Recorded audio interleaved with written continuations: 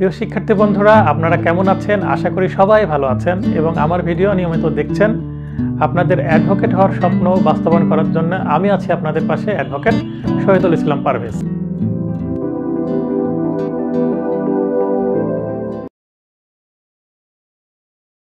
প্রিয় শিক্ষার্থী বন্ধুরা, আশা করি সবাই ভালো আছেন, সুস্থ আছেন। আজকে আমাদের লাইভ ক্লাস 22 র্যাপিড রিভিশন এবং মডেল টেস্ট ব্যাচ চলছে। আজকে আলোচনা করব bar council order, rules and canons, অর্থাৎ বার কাউন্সিলের যে 5 নম্বরের সিলেবাসে যে অংশটুকু আছে সেই অংশটুকুর জন্য আজকে আমরা ক্লাস করব। একটি ক্লাসে আমরা পুরো বার কাউন্সিল অর্ডার, রুলস এবং ক্যাননস সবগুলো আমরা শেষ করব। তো ক্লাসটি শুরু করা যাক। প্রথমেই দেখবেন যে কোন অংশটুকু আমাদের জন্য গুরুত্বপূর্ণ। এখানে প্রশ্ন বিশ্লেষণ দেওয়া আছে, সবার কাছে নোট আছে। যারা নতুন তাদের কুরিয়ার করে দেওয়া হয়েছে। আশা করি তারা কালকে থেকে সবগুলো নোট পেতে শুরু করবেন। হয়তো বা আজকেও কেউ কেউ পেয়েছেন যারা ঢাকায় আছেন তারা। আর যারা বরিশাল থেকে কুরিয়ার করেছেন তাদের হয়তো বা নোটটা পেতে আরো 2-1 দিন সময় লাগতে পারে। কিন্তু এই সপ্তাহে সবাই এক্সট্রা নোট, মূল নোট সবকিছুই পেয়ে যাবেন, যেহেতু কুরিয়ার করা হয়ে গেছে। তারপরে আমরা এখানে পরে পৃষ্ঠায় 35 পৃষ্ঠায় দেখছি পুনরাবৃত্তি। পুনরাবৃত্তি থেকে আমরা একটু গুরুত্বপূর্ণ তথ্য পাবো যে 5 নম্বরের মধ্যে অ্যাটলিস্ট 2 নম্বর এই জাস্ট পুনরাবৃত্তি। অনুচ্ছেদ 3, 5, 6A, 8, 27, 34, 36 এবং বিধি 3, 41, 60, 3, 60-3, ক্যাননস অধ্যায় 2-5, এই এতটুকু পড়লে অন্তত 2 নম্বর কমন আসবেই, কারণ রিপিট 2 নম্বর হওয়ার কথা আশা করছি। এবং বাকি 3 নম্বরের জন্য আমাদের আরেকটু পড়তে হবে। ছোট্ট সাবজেক্ট, এখান থেকে একটু ক্রিটিক্যাল প্রশ্ন করা হয়।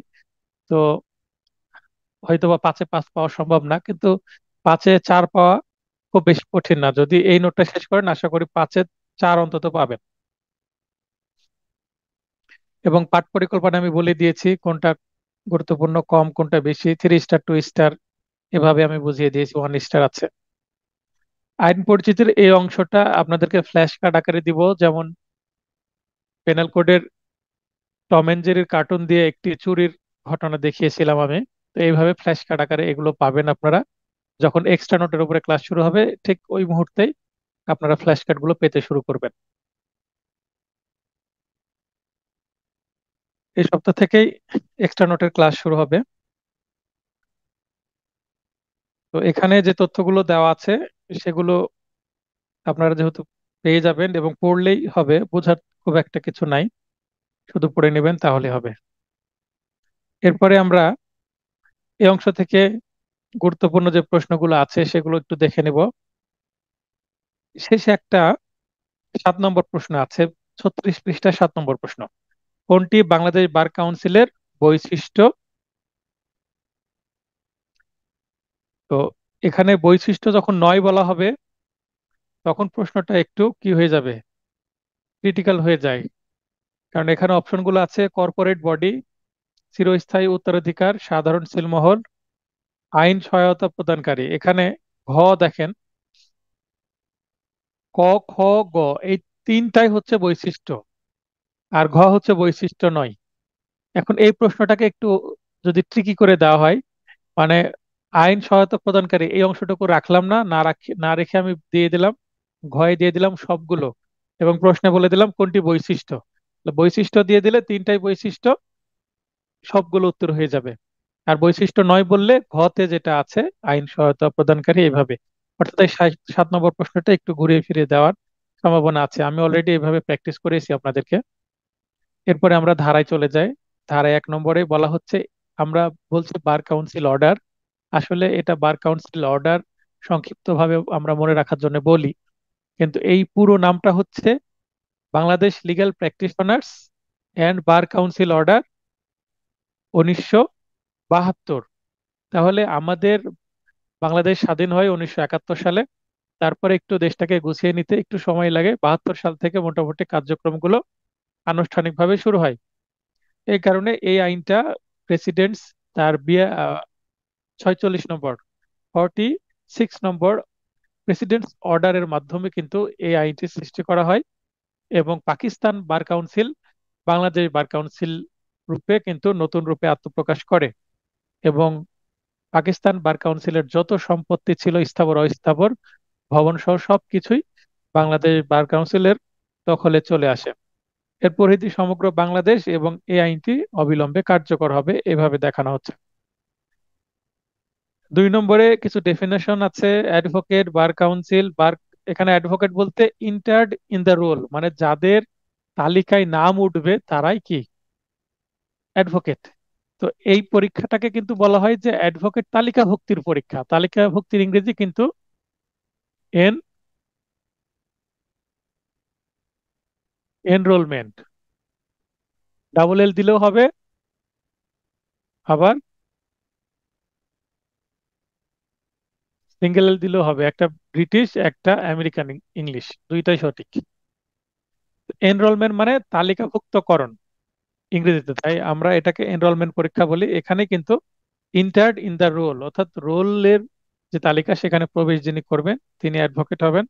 এমসিকিউ রিটেন ভাইবা, তারপরে আপনারা এই রোল আপনাদেরও একটা আসবে, সেটা বোঝানো হচ্ছে। বার কাউন্সিল বলতে বাংলাদেশ বার কাউন্সিলকে বোঝাবে। বার অ্যাসোসিয়েশন বলতে supreme court bar association or a local bar association. Local bar association বলতে স্থানীয় বার অ্যাসোসিয়েশন বা স্থানীয় বার সমিতি বা জেলা বার সমিতি আমরা বিভিন্ন রূপে জানি। যেমন আমাদের রাজশাহীর, এটা সংক্ষেপে আমরা বলি রাবা, Rajshahi advocates bar association, Rajshahi advocates bar association, এটা আমরা সংক্ষেপে রাবা বলি। তো এক একটা বার সমিতির নাম এক এক রকম, যেমন কোনো ঢাকা বার সমিতি এই ধরনের নাম দেয়, হয়তোবা ঢাকা বার সমিতি বলা হয়েছে ঢাকাটাকে। এবং অন্যান্য রংপুর বার অ্যাসোসিয়েশন হতে পারে বা রংপুর বার সমিতি হতে পারে। এই লোকাল বার অ্যাসোসিয়েশনকে বোঝাচ্ছে। বাংলায় হয়তোবা আমরা বিভিন্ন নাম ব্যবহার করছি, কিন্তু ইংলিশে লোকাল বার অ্যাসোসিয়েশনই হবে, যেটা জেলা উপজেলা পর্যায়ে থাকে। এবং এই যে লোকাল বার অ্যাসোসিয়েশন, যেমন আমাদের রাজশাহী, তারপর রংপুর আছে, চট্টগ্রাম আছে, এটা বাংলাদেশে এই টোটাল লোকাল বার অ্যাসোসিয়েশন কয়টা আছে কে বলতে পারবেন? লোকাল বার অ্যাসোসিয়েশন,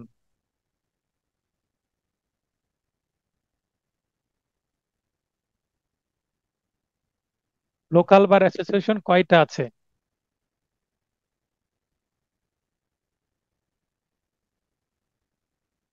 এখানে হাত উত্তোলন করেছেন এনামুল হক, শরীফ, বাড়ি। আচ্ছা এনামুল হক, আপনি লাইনে আসেন। আসসালামু আলাইকুম স্যার।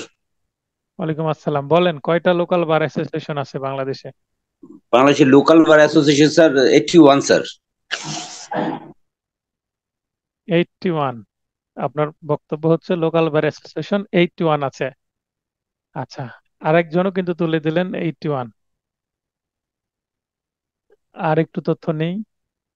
নাসরিন আক্তার, একজন মহিলা হাত উত্তোলন করেছেন। নাসরিন আক্তার লাইনে আসেন। স্যার আসসালামু আলাইকুম। ওয়ালাইকুম আসসালাম, বলেন লোকাল বার স্যার অ্যাসোসিয়েশন 81টি। কয়টা আছে? 81 স্যার। 81টি? আচ্ছা, আমি একটা লিস্ট পাঠিয়েছিলাম, এখান থেকে জানেন না অন্য কোথাও থেকে জানেন? স্যার এখানে নোট থেকে আমার নোটে দেওয়া আছে। বার অ্যাসোসিয়েশন স্যার 81টি। এখানে ওই লেখা আছে পাতায় তাই না? স্যার। জি স্যার। আচ্ছা দেখছি। আইন পরিস্থিতির নিচে স্যার 8 নম্বর। আইন 8 নম্বর? পরিস্থিতি যেটা আছে এটা 8 নম্বর স্যার। হ্যাঁ, 2 নম্বর, আট এখানে নম্বরের 2 নম্বর। এখানে এখানে দেখেন 8-এর 2, এখানে লেখা আছে বার অ্যাসোসিয়েশন। জি স্যার। আচ্ছা, সবাই হাত নামিয়ে নেন। এই 81 বাদে ভিন্ন কিছু কেউ বলবেন কি, না 81-র সাথে সবাই একমত? 81, 81 বাদে ভিন্ন কিছু যিনি বলবেন তিনি হাত উত্তোলন করেন। আর 81-র সাথে একমত হলে হাত উত্তোলন করার দরকার নাই।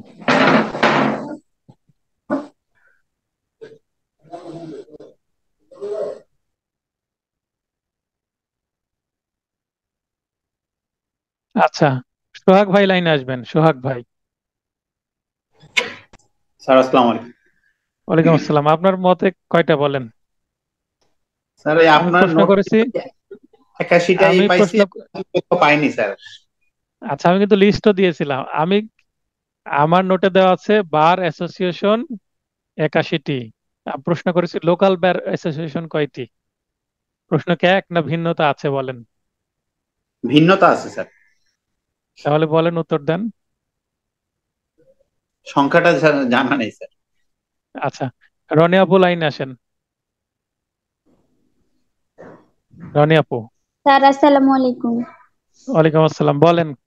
বার অ্যাসোসিয়েশন, আমার নোটে আছে বার অ্যাসোসিয়েশন 81টি। আর আমি 81টি। প্রশ্ন করছি লোকাল বার অ্যাসোসিয়েশন, মানে লোকাল শব্দটা যুক্ত করে দিয়েছি, তাহলে কয়টা হবে বলেন। এটা তো নোটে দেন নাই। এটা নোটে দেওয়া হয়নি, তাই না? আচ্ছা, এটা ক্লিয়ার করে দিই। জি এটা স্যার। যদি যদি শুধু মানে বার অ্যাসোসিয়েশন প্রশ্ন আসে, তাহলে বার অ্যাসোসিয়েশন বলতে এখানে দেখেন, চলে যান 2 নম্বর সেকশনে, সরি 2 নম্বর অনুচ্ছেদে বিবি। এখানে বলা আছে বার অ্যাসোসিয়েশন, বার অ্যাসোসিয়েশন সমান supreme court bar association or a local bar association. তাহলে বার অ্যাসোসিয়েশন বলতে supreme court bar association plus local bar association উভয়। তাহলে সবকিছু মিলে কয়টা? 81টা। তাহলে যদি শুধু লোকাল জি বার স্যার। অ্যাসোসিয়েশন বলি তাহলে কি হবে? 80টা হবে। সুপ্রিম কোর্ট বার অ্যাসোসিয়েশন একটা, টোটাল 81টা। ক্লিয়ার ক্লিয়ার হলেন? একদম। এই সুপ্রিম কোর্ট সহ 81টা হয়ে যাচ্ছে, আর লোকাল বার হয়ে গেলে সুপ্রিম তখন কোর্ট একটা সহ কমে যাবে। একটা কমে যাবে। তাহলে লিখে নেন আপনারা ওখানে, থ্যাংক ইউ স্যার। ওই সেকশনের সাথে লিখে নেন যে সুপ্রিম কোর্ট তো বাংলাদেশে কয়টা? একটাই আছে না? সুপ্রিম কোর্ট অ্যাসোসিয়েশন একটা আছে। তো সুপ্রিম কোর্ট অ্যাসোসিয়েশন এখানে লিখে নেন একটা, এবং লোকাল বার একটা। এই যে আমার নোট, এই নোটের এই বরাবরই তীর চিহ্ন দিয়ে উপরে লেখেন একটি, আর এখানে লিখেন 80টি সমান সমান 81টি। ওকে, তাহলে আর ভুল হবে না। এটা আপনারা মিস করে যাবেন, এটা বুঝতে পারিনি আমি। তো যাই হোক, ভুল হলো বলে শেখা হলো।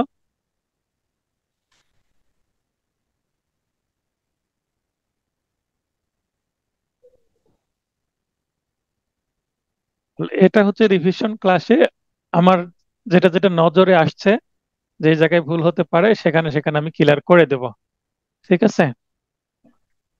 এরপরে আর যে বাদ বাকিগুলো আছে, যেমন এফ এ লেখা আছে আবার লোকাল বার অ্যাসোসিয়েশন, স্পেশালি যে bar association in a district or any other bar association under article 39 but not supreme court bar association, মানে local bar association not supreme court bar association. তাহলে supreme court bar association অবশ্যই local না, সেটা special, এবং সেটা F এর মধ্যে স্পষ্ট বলে দিচ্ছে। তাহলে লোকাল বার অ্যাসোসিয়েশন গুলোকে আর্টিকেল অর্থাৎ অনুচ্ছেদ 39 মতে বাংলাদেশ বার কাউন্সিল অনুমোদন দিয়ে থাকেন। আমরা 39 পড়লে এটা আরো জানতে পারবো।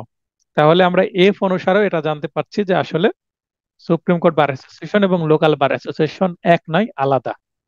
এবং 64 জেলায় 80টা লোকাল বার অ্যাসোসিয়েশন কিভাবে হয়? কারণ কোন কোন জেলায় একাধিক বার অ্যাসোসিয়েশন আছে, উপজেলা পর্যায়েও আছে, এই কারণে। এরপরে যেগুলো আছে একটু দেখে নেবেন। আমি কেন এটা ইংলিশেই রাখলাম, বাংলা কেন করলাম না? কারণ ইংলিশ দিয়ে প্রশ্ন আসার সম্ভাবনা বেশি, আর বাংলা দিয়ে আসলে আপনারা পারবেন আশা করা যায়। আর বাংলা তো বই আছেই, ইংলিশ আমি জাস্ট কিওয়ার্ডস টুকু তুলে দিয়েছি। কারণ ইংলিশ দিয়ে প্রশ্ন আসলে আপনারা বিপদে পড়বেন বলে কিন্তু আমি এভাবে করে দিয়েছি। এরপরে 3 নম্বর যে অনুচ্ছেদ, এখানে বলা হচ্ছে বৈশিষ্ট্যটা কি, যেটা বেশ কিছু বৈশিষ্ট্য কিন্তু আমরা পড়েই ফেলেছি। 4 নম্বরে বলা হচ্ছে এটার টার্ম বা মেয়াদ বার কাউন্সিলের সাধারণ নির্বাচনের পর, অর্থাৎ 1 জুলাই হতে পরবর্তী 3 বছর। তাহলে 1 জুলাই থেকে পরবর্তী 3 বছর পর্যন্ত কিন্তু মেয়াদটা হবে।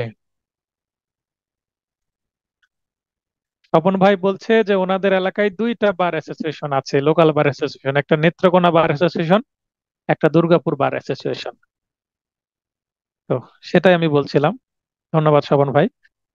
5 নম্বরে বলা হচ্ছে সদস্য কতজন। তো এখানে সদস্যদের আমি ফ্ল্যাশ কার্ড আকারে দিব, সদস্যদের কালারফুল ফ্ল্যাশ কার্ড থাকবে এখানে আমার। এই যে ক্লু নেওয়াই আছে, জাস্ট আমি কালকে থেকে ফ্ল্যাশ কার্ড গুলো আপনাদের দিতে শুরু করার চেষ্টা করছি। ফ্ল্যাশ কার্ডে মাথার উপরে থাকবেন হচ্ছে অ্যাটর্নি জেনারেল স্যারের ছবি, এখানে অ্যাটর্নি জেনারেল স্যারের ছবি দিয়ে দিব। তারপরে নিচে এখানে 7 জনের ছবি দিব, তারপরে নিচে আরো 7 জনের। তাহলে এখানে দিব 7 জন, এখানে দিব 7 জন, এবং এখানে দিব 1 জন। তাহলে টোটাল কতজন হবে? 15 জন। এটা সাধারণ, এটা হচ্ছে গ্রুপ পর্যায়ে সারা বাংলাদেশকে 7টি ভাগে ভাগ করা হয়। এই গ্রুপ পর্যায়ে 7 জন, তারপরে সাধারণ 7 জন, এবং অ্যাটর্নি জেনারেল পদাধিকার বলে বাংলাদেশ বার কাউন্সিলের সদস্য। তাহলে এই 7 জনও নির্বাচিত, এই 7 জনও নির্বাচিত, তাহলে টোটাল নির্বাচিত কতজন হলো? 14 জন। আর 1 জন হচ্ছে পদাধিকার বলে,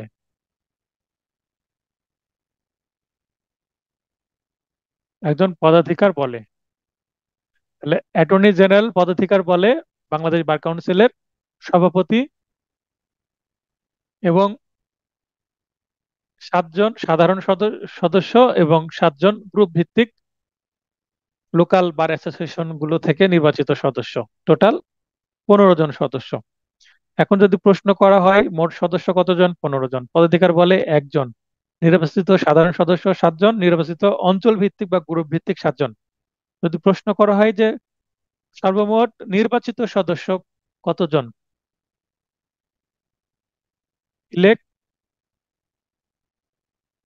ইলেকটোরাল মেম্বার, নির্বাচিত, এর ইংলিশ করলে হবে ইলেকটোরাল মেম্বার। হাউ মাচ, মানে ইলেকটোরাল মেম্বার কতজন? কে বলবেন? হাত উত্তোলন করেন। নির্বাচিত মেম্বার, রনি আপু হাত উত্তোলন করেছেন, লাইনে আসেন। স্যার, নির্বাচিত 14 জন। হ্যাঁ, তাহলে ইলেকটোরাল হচ্ছে 14, কারণ ইনিও নির্বাচিত, এই ইনিও নির্বাচিত, অর্থাৎ এখানে আমরা কিন্তু একটা 3 স্তরের মেম্বার দেখছি। একটা লোকাল থেকে আসছেন, গ্রুপ ভিত্তিক, অঞ্চল ভিত্তিক, সাধারণ একটা, এবং একটা মাথায় বসে আছেন attorney general sir.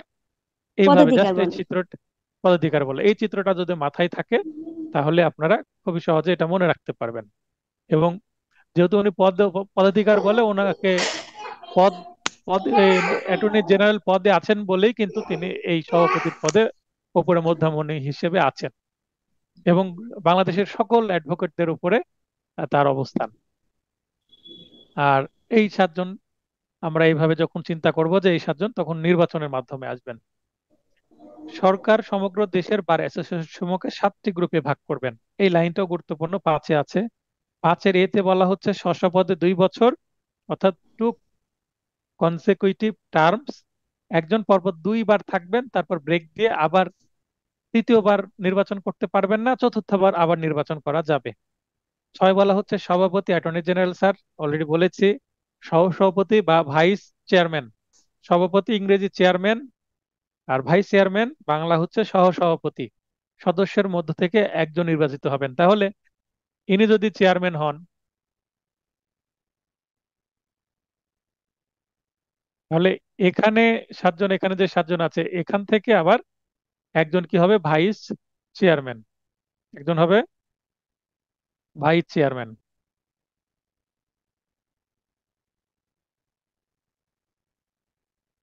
Chairman vice chairman দুইটাই কি 6 নম্বরে আছে। 6-এ বলা হচ্ছে সচিব, সেক্রেটারি। সরকার কর্তৃক নিয়োগকৃত জেলা জজ বা অতিরিক্ত জেলা জজের মধ্যে থেকে 1 জন। বাংলাদেশ বার কাউন্সিলের সচিব কতজন? প্রশ্ন আসলে উত্তর হবে 1 জন। কারা হতে পারে? জেলা জজ অথবা অতিরিক্ত জেলা জজ থেকে, সেশন জাজ অর অ্যাডিশনাল সেশন জাজ। কে নিয়োগ দিবেন?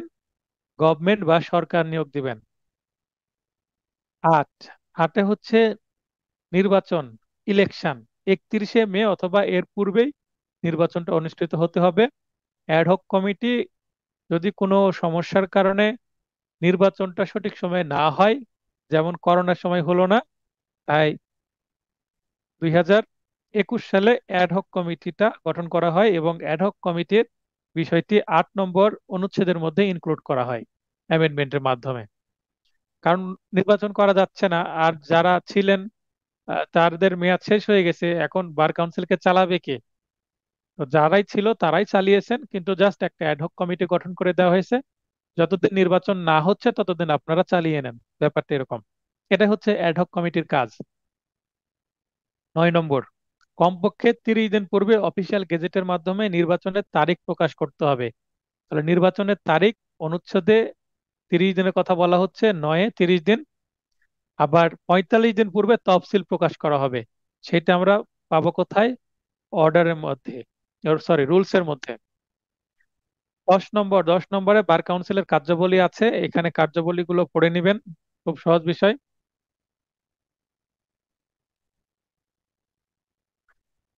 আর কার্যাবলীগুলো কিন্তু রিটেনেও খুবই গুরুত্বপূর্ণ। অতএব এই 10 নম্বর অনুচ্ছেদ এটা কিন্তু রিটেনেও গুরুত্বপূর্ণ। একটু আমি নোট দিয়ে দিলাম, সামনে রিটেন পরীক্ষা, এখানে আপনারা লিখে নিতে পারেন যে রিটেন এটা লাগবে। এবং রিটেনে যেভাবে লিখতে হবে, যদি আসে বার কাউন্সিলের ফাংশন বা কার্যাবলী সম্পর্কে লিখুন, আর তখন কিন্তু আপনারা এই 10 নম্বরে আমার যেভাবে আছে হুবহু এটাই লিখে দিতে পারেন। এবং আমার রিটেন নোটেও কিন্তু এটাই হুবহু আছে। তাহলে আপনাকে আগে থেকে আমি অভ্যস্ত করে নিচ্ছি।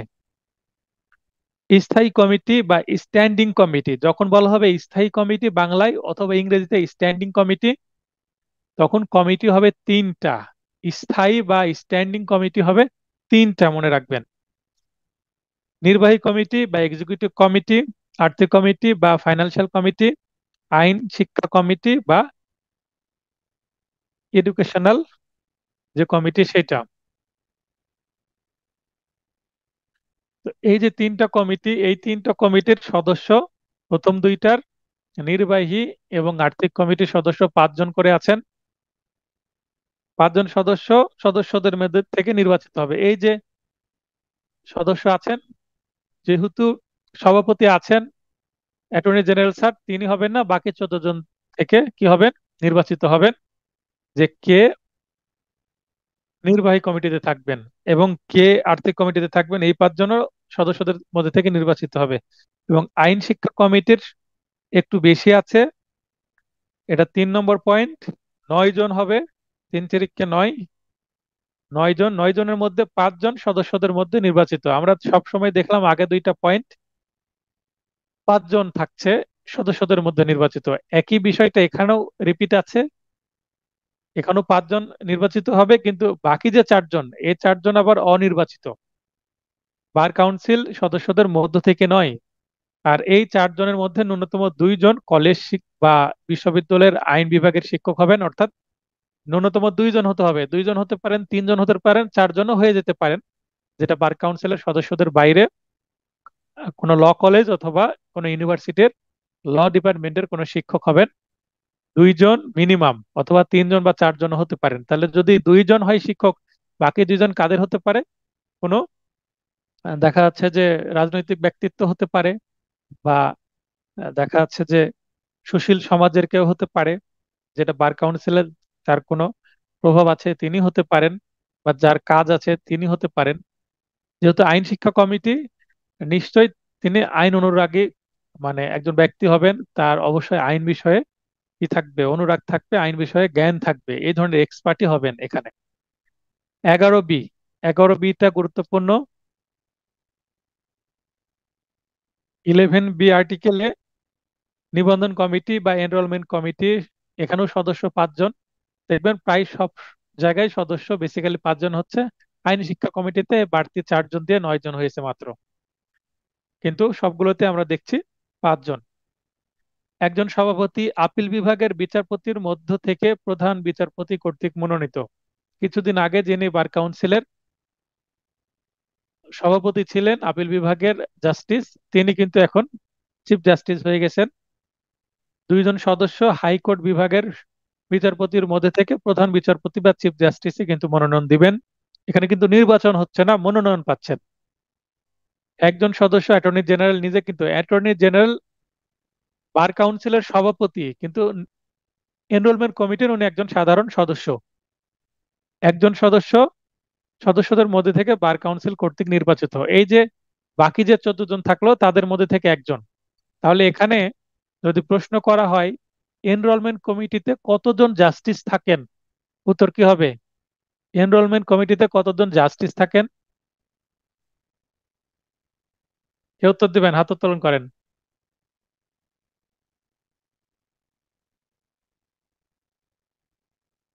আচ্ছা, স্বপন ভাই লাইনে আসেন। জি আসসালামু আলাইকুম স্যার। ওয়ালাইকুম আসসালাম, বলেন জাস্টিস কতজন থাকেন এনরোলমেন্ট কমিটিতে? স্যার তিনজন। 3 জন। তাহলে আপিল বিভাগ থেকে থাকছেন একজন। 2 জন, একজন, আর হাইকোর্ট থেকে 2 জন। আমরা এইভাবে সংক্ষেপে নোটের পাশে লিখে নিতে পারি AD1, ACD2, AG1, M1। তাহলে টোটাল 5। এখানে অ্যাডিশনাল যেমন appellate division, high court division, AG, attorney general sir এবং মেম্বারদের থেকে একজন। এইভাবে আমরা সংক্ষেপে ইংলিশে নোট নিতে পারি, তাহলে আমাদের ভুল হবে না। এরপরে যেটা পড়বো সেটা হচ্ছে 23। মাঝখানের গুলো স্যার পড়ে নেবেন, পড়লে বোঝা যাবে। 8 নং স্যার এডক কমিটির মেয়াদ 1 বছরের জায়গায় পাচ্ছি যে অনূর্ধ্ব 1 বছর। এখানে অ্যাডহক কমিটি, এখানে যত মানে এখানে আমার ভিতরে দেওয়া নাই। আমাদের যেটা অ্যাডহক কমিটি গঠন হয়েছিল সেটা 1 বছর ছিল, কিন্তু যদি করোনা চলতেই থাকতো বা প্রাকৃতিক দুর্যোগ চলতেই থাকতো সেক্ষেত্রে কি 1 বছরই থাকবে? আইনে বলে দেওয়া আছে যে 1 বছরই হবে। এটা বইয়ের মধ্যে লেখা আছে অনূর্ধ্ব 1 বছর, সেটা আর বাড়ানো যাবে না এরকম লেখা আছে। আচ্ছা, আমি অ্যামেন্ডমেন্টটা আবার দেখে প্রয়োজনে আমি সেটা যুক্ত করে দিব। ঠিক আছে, ধন্যবাদ আপনাকে। আচ্ছা তবে এটাই প্রথম অ্যাডহক কমিটি ছিল 21 সালে, এবং 22 সালে এসে যেহেতু নির্বাচন হয়েছে 1 বছরই ছিল। ঠিক আছে, তো এরপরে আমরা 23 পড়বো। মাঝখানের গুলো পড়ে নেবেন, পড়লে বুঝতে পারবেন এখানে কি লেখা আছে। 21 নম্বরে বলা হচ্ছে যে হাইকোর্টে পারমিশন নিতে হলে নিম্ন আদালতে 2 বছর প্র্যাকটিস করতে হবে। আবার আমরা এই 2 বছরের কমেও হবে, 1 বছর প্র্যাকটিস করলে হবে। কোথায় পাবো সেটা? রুলস বা বিধির মধ্যে পাবো যে 1 বছর প্র্যাকটিস করলে হবে। যার এলএলএম করা আছে তিনি 1 বছর লোয়ার কোর্টে প্র্যাকটিস করলে হবে, এবং আরো কিছু বিষয় আছে সেগুলো আমরা দেখব। এই সে বলা হচ্ছে অর্ডার অফ সিনিয়রিটি বা জ্যেষ্ঠতার ক্রম অ্যাডভোকেট হিসেবে তারিখের ভিত্তিতে নির্ধারিত হবে। যদি 2 বা ততোধিক ব্যক্তির তালিকাভুক্তির তারিখ একই হয় সেক্ষেত্রে তাদের বয়সের ভিত্তিতে। তাহলে ফার্স্ট হচ্ছে ডেট অফ এনরোলমেন্ট। প্রথম প্রায়োরিটি পাবে কি? Date of enrolment. এটা ফার্স্ট প্রায়োরিটি। সেকেন্ড প্রায়োরিটি হচ্ছে এজ অফ দ্য অ্যাডভোকেটস, অ্যাডভোকেটসদের এজ। একই সালে আপনারা যারা ক্লাস করছেন তারা একই সালে 24-এ যদি আপনারা অ্যাডভোকেট হন 24 সালে, তো যা আপনাদের ব্যাচের মধ্যে যিনি সবচেয়ে বয়স্ক হবেন আপনাদের ব্যাচের তিনি সবচেয়ে সিনিয়র হবেন। কিন্তু যারা আগে হয়ে গেছেন তারা কিন্তু বয়স কম হলেও, এই বিষয়ে এর আগে আমি বলেছি উদাহরণে যে এ এর বয়স হচ্ছে 25, বি এনার বয়স হচ্ছে 27, সি এনার বয়স হচ্ছে 30।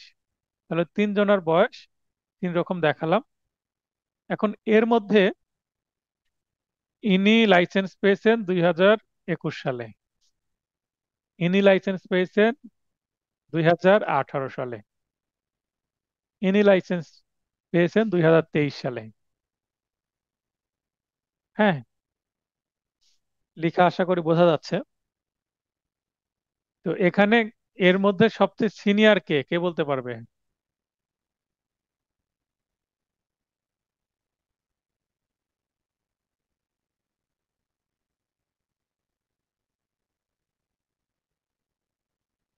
আচ্ছা, এনামুল হক লাইনে আসেন। হ্যাঁ, এনামুল হক বলেন। এর Yes, মধ্যে sir. সিনিয়র সবচেয়ে কে? Sir, B, sir. এখানে বি সিনিয়র। জি 18 স্যার। সালে যেহেতু এখানে আমরা ডেট অফ এনরোলমেন্ট অনুসারে, তাহলে সবচেয়ে সিনিয়র এ, বি। বি এর পরে জি কে স্যার। সিনিয়র? বি এর পর স্যার সি, এ সিনিয়র স্যার। এর পরে হচ্ছে সি। সি। এটা সিনিয়রিটির আমরা ক্রমে এভাবে দেখাতে পারবো। ঠিক আছে, এখন যদি জি আমি স্যার। এটা একটু চেঞ্জ করে দিই, যে ইনাকে করে দিলাম হচ্ছে 2023, তাহলে এই ক্রমটা এবার কেমন হবে? প্রথমে কে সিনিয়র হবে এবার? A sir, A sir. A senior হবে, তারপর কে হবে? বি সি এক সমান স্যার, 23 তো দুইটাই স্যার। কিন্তু বয়সের তো ভ্যারিয়েশন আছে, একজন 27 একজন 30। যে বয়সের এখানে সিনিয়রিটি তো স্যার আপনার এনরোলমেন্টের উপর প্র্যাকটিসের উপর সিনিয়রিটি আসবে স্যার। এই 2 নম্বর পয়েন্টে কি লিখলাম একটু আগে? জি স্যার, তাহলে স্যার সরি সি হবে স্যার সিনিয়র এখানে। বি এর এর পর সি, সি। তারপরে বি। জি জি স্যার। ওকে, জি তাহলে স্যার। আমি আগের উদাহরণটা দিলাম, জাস্ট আপনারা ডেট অনুসারে চিন্তা করলে হবে, কিন্তু এখানে একই ডেটে দুই ব্যক্তি যখন হবে, তখন আমাদের চিন্তা করতে হবে এজ কার বেশি, সে সিনিয়র। ঠিক আছে, জি স্যার। এই বিষয়টা বুঝতে পেরেছেন? জি স্যার। ঠিক আছে, তাহলে এই ধরনের উদাহরণ দিয়ে প্রশ্ন আসতে পারে, আসলে আশা করি আপনারা হিসেব করে বের করে নিতে পারেন। আমরা এর আগে ক্রম দেখেছি, ক্রম বা অর্ডার দেখেছি। এই অর্ডারটা আমরা সাক্ষ্য আইনের মধ্যে দেখেছি। সাক্ষ্য আইনের মধ্যে প্রথমে কি হবে? চিফ ইন এক্সাম, মানে examination in chief, examination in chief, examination in chief, তারপরে হবে হচ্ছে ক্রস এক্সামিনেশন, ক্রস এক্সামিনেশনের পরে রি এক্সামিনেশন, তারপরে যদি প্রয়োজন হয় ফার্দার ক্রস এক্সামিনেশন। এই ধরনের ক্রম, তেমন এখানে কিন্তু একটা ক্রম আমরা দেখছি, এভাবেও ক্রম কিন্তু আসতে পারে। অলরেডি আমি আমার কোন একটি ক্লাস টেস্টে আপনাদের এভাবে রানা, রহিম এই ধরনের নাম ইউজ করে একটা পরীক্ষায় প্রশ্ন সেট করেছিলাম।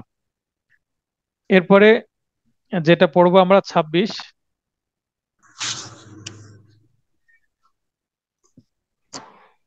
26-এ বলা হচ্ছে বাংলাদেশের অ্যাটর্নি জেনারেল এর প্রাক শ্রোতা অধিকার, রাইট অফ প্রি অডিয়েন্স।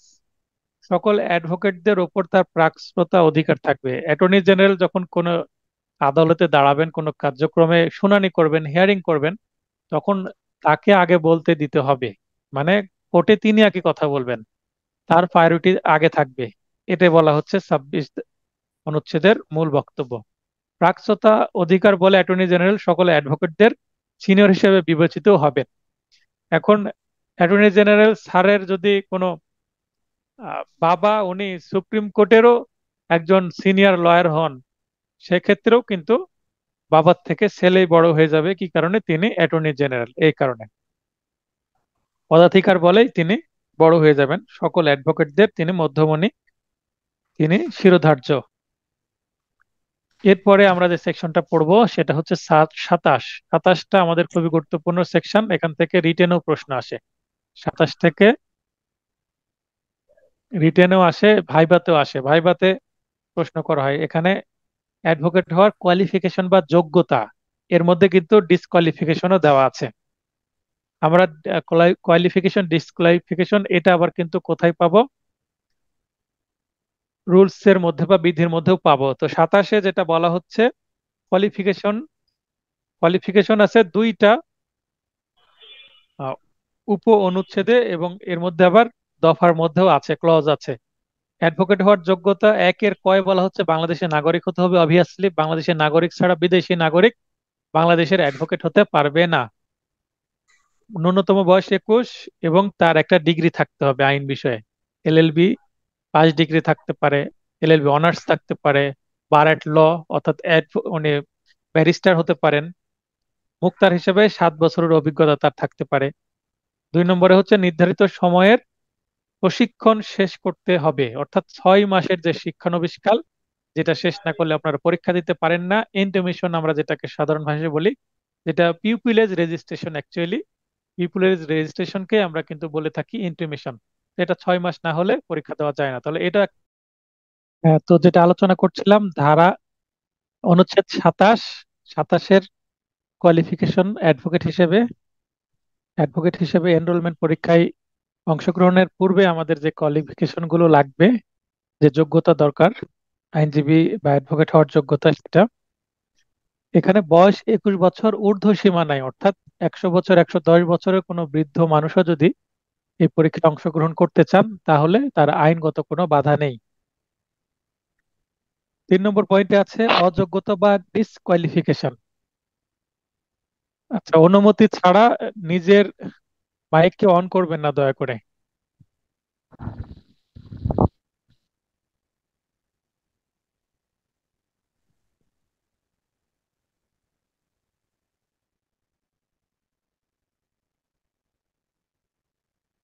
হ্যাঁ, তো যেটা বলছিলাম যে ডিসকোয়ালিফিকেশন অর্থাৎ অযোগ্যতা কিছু আছে সরকারি বা বিধিবদ্ধ প্রতিষ্ঠান হতে। সরকারি প্রতিষ্ঠান মানে গভর্নমেন্ট কোনো ইনস্টিটিউশন থেকে, অথবা বেসরকারি হতে পারে কিন্তু সেটা বিধিবদ্ধ, অর্থাৎ লাইসেন্স থাকবে এই ধরনের কোনো প্রতিষ্ঠান। সেখান থেকে যদি নৈতিক অবক্ষয় বা স্খলনের অভিযোগে বরখাস্ত বা অপসারিত হয়, মানে চাকরি চলে গেল, ডিসমিস হয়ে গেল, কিন্তু তাকে তার নামে কোনো মামলা দিল না, জাস্ট চাকরি থেকে তাকে বিদায় করে দিল, এই ক্ষেত্রে এই ধরনের মানুষ পরীক্ষা দেওয়ার জন্য 2 বছর সে কি থাকবে, অযোগ্য থাকবে। 2 বছর অতিক্রম হওয়ার পরে এই অযোগ্য মানে অযোগ্যতাটা তার কেটে যাবে। তার মানে সে যেহেতু নৈতিক অবক্ষয়ের জন্য তার এই চাকরি চলে গেছে, তাকে 2 বছর বসে থাকতে হবে, এটাই তার শাস্তি। খতে বলা হচ্ছে নৈতিক অবক্ষয় বা স্খলনের অভিযোগে দণ্ডিত অর্থাৎ কনভিক্টেড, যদি কনভিক্টেড বা চাকরি তো গেলই এবং তার যদি অতিরিক্ত সাজা হয়, সাজা হলে 2 বছর বসে না থাকে, তাকে বসে থাকতে হবে 5 বছর, অর্থাৎ টাইমটা আরো বেশি। 5 বছর পর আবার সে পরীক্ষায় অংশগ্রহণ করতে পারবে, অর্থাৎ ফর্ম ফিল আপ করতে পারবে। এরপরে আমরা যেটা পড়বো সেটা হচ্ছে 31 অনুচ্ছেদে যেটা বলা হচ্ছে যে নির্ধারিত পদ্ধতিতে একজন অ্যাডভোকেট বরখাস্ত বা সাসপেন্ড হতে পারেন। তাহলে সাসপেন্ড হওয়ার পদ্ধতি কিন্তু একটা নির্ধারিত থাকবে। 32 আছে শাস্তি। অ্যাডভোকেটদের আবার কি শাস্তি আছে সেটা আমরা দেখে নিই। পেশাগত বা অন্য কোনো অসদাচরণের জন্য দোষী হলে একজন অ্যাডভোকেটকে তিরস্কার, সাময়িক বরখাস্ত, অপসারণ, রিপ্রাইমেন্ডেড, সাসপেন্ডেড, রিমুভড, অর্থাৎ তিরস্কার, সাময়িক বরখাস্ত বা অপসারণ, এই তিনটা ইংলিশটাও দিয়ে দিয়েছি, তিনটা ইংলিশ আপনারা দেখে নেবেন, বানানগুলো লক্ষ্য করবেন। তো এবং অভিযোগ করতে পারবে কোনো আদালত বা যে কোনো ব্যক্তি। একজন অ্যাডভোকেট যদি পেশাগত অসদাচরণ করে, অর্থাৎ ক্যাননস আছে 42টা, সে 42টার কোনোটা সে যদি ভঙ্গ করে, অথবা পেশাগত অসদাচরণ ছাড়াও অন্য কোনো অসদাচরণ করে, সেক্ষেত্রে তার নামে কোনো আদালত বা কোনো ব্যক্তি যদি অভিযোগ করে, তাহলে কিন্তু তার এই তিনটা সাজার যে কোনো একটা সাজা হতে পারে। এবার অ্যাডভোকেটকে সাজা দিব কোথায়? 33 আছে যে বা ট্রাইব্যুনাল গঠন করা হবে। ট্রাইব্যুনালের গঠন 33 বলা হচ্ছে এক বা একাধিক ট্রাইব্যুনাল থাকবে, প্রতিটি ট্রাইব্যুনাল 3 সদস্য বিশিষ্ট হবে। দেখেন অনুচ্ছেদ 33, এখানে 3 সদস্য, সুন্দর একটা মিল আছে। 33 নম্বর অনুচ্ছেদ, সদস্য সংখ্যা 3, তাহলে 333 হয়ে গেল। 2 জন বার কাউন্সিলের সদস্য এবং একজন তালিকাভুক্ত যে কোনো অ্যাডভোকেট হবেন। সভাপতি হবেন সদস্যদের মধ্যে যিনি সিনিয়র, তিনি বা জ্যেষ্ঠ। আর অ্যাটর্নি জেনারেল, উনি যেহেতু অ্যাডভোকেট হিসাবে সরকার পক্ষে মামলা পরিচালনা করবেন, তাই তিনি বিচারক হিসাবে এই কোনো ট্রাইব্যুনালের দায়িত্ব পালন করতে পারবেন না। অ্যাটর্নি জেনারেল কিন্তু তিনি অর্থাৎ প্রসিকিউশন পক্ষে মামলা পরিচালনা করেন। তো এখানেও প্রসিকিউশন পক্ষে মামলা পরিচালনা করার দরুন তিনি কোনো ট্রাইব্যুনালের কি হতে পারবেন না, বিচারক হতে পারবেন না বা সদস্য হতে পারবেন না। ট্রাইব্যুনালের সদস্য বলতে ট্রাইব্যুনালের বিচারকের কথাই বলা হচ্ছে। 34 তাহলে আমরা 33-এ ট্রাইব্যুনালের গঠন সম্পর্কে জানলাম, 34-এ ট্রাইব্যুনালের কার্যাবলী সম্পর্কে জানবো। আমরা 10 অনুচ্ছেদে বাংলাদেশ বার কাউন্সিলের কাজ দেখলাম, কার্যাবলী বা ফাংশন দেখলাম। 34-এ আমরা জানবো হচ্ছে ট্রাইব্যুনাল কি কি কাজ করে। এখানে একটু বিস্তারিত দেওয়া আছে, এখান থেকে ভেতর থেকে প্রশ্ন আসতে পারে, সেই কারণে আবার রিটেনের জন্য কিন্তু এটা গুরুত্বপূর্ণ। বাংলাদেশ বার কাউন্সিলের কাজ, ট্রাইব্যুনালের গঠন ও কাজ, এভাবে প্রশ্ন আসে, বিগত সালে এসেছে বারবার। বলা যায় না আপনাদের একটা প্রশ্ন এভাবে কমন দিতেও পারে। আবার এখান থেকে রিটেনে 21 সালে যে, মানে 20 সালে যে পরীক্ষাটা হয়, আবার 21 সালে প্রথম দিকে যে পরীক্ষা হয়, সেখানে একটা মুসাবিদা বা অ্যাডভোকেটদের বিরুদ্ধে কিভাবে একজন ব্যক্তি, এই যে আমরা 32 ধারার যে শাস্তির কথা বললাম, যে কোনো ব্যক্তি বা আদালত করতে পারবেন অভিযোগ, এই অভিযোগ কিভাবে করতে হবে, সচিব বরাবর অভিযোগ করতে হবে। আমরা যেমন দরখাস্ত লিখতাম হাই স্কুলে কলেজে, যে বরাবর প্রধান শিক্ষক 3 দিনের ছুটির জন্য আবেদন, এইভাবেই একই স্টাইলে দরখাস্ত লিখতে হবে সচিব বরাবর।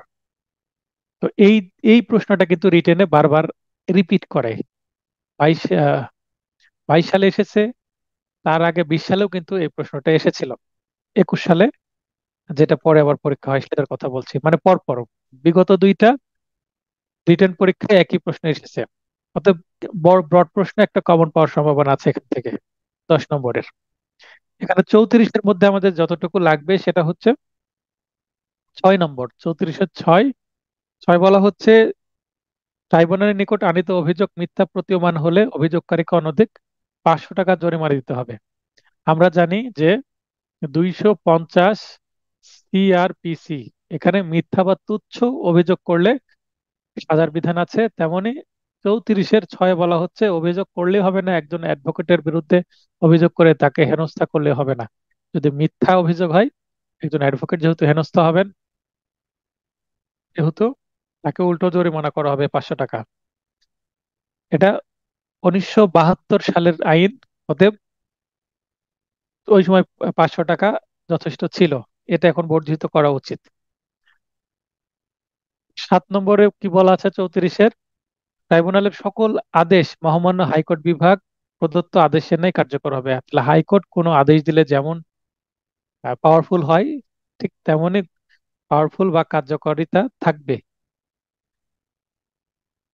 ট্রাইব্যুনাল প্রদত্ত আদেশ নিজ উদ্যোগে অথবা সংক্ষুব্ধ ব্যক্তির আবেদনের প্রেক্ষিতে রিভিউ এর মাধ্যমে কার্যকর পরিবর্তন বা প্রত্যাহার করার ক্ষমতা রাখে। এখানে রিভিউ বিষয়টা আসছে, দেখেন রিভিউ। তাহলে ট্রাইব্যুনালে যে কাজটা হচ্ছে এখানে, এটা রিভিউ যেহেতু করা যাচ্ছে, অনেকটা সিভিল ম্যাটারের মতন কাজ করছে, কিন্তু এটা হচ্ছে কোয়াসি সিভিল ম্যাটার্স। কি matters? Quasi civil. Quasi civil বলতে সিভিলের মতো, না সিভিল না ক্রিমিনাল ম্যাটার, সেটাকে কোয়াসি সিভিল বলে। যেমন ফৌজদারি কার্যবিধির 144, 145 ধারার যে অভিযোগগুলো করা হয় নির্বাহী আদালতে, সেগুলো quasi civil.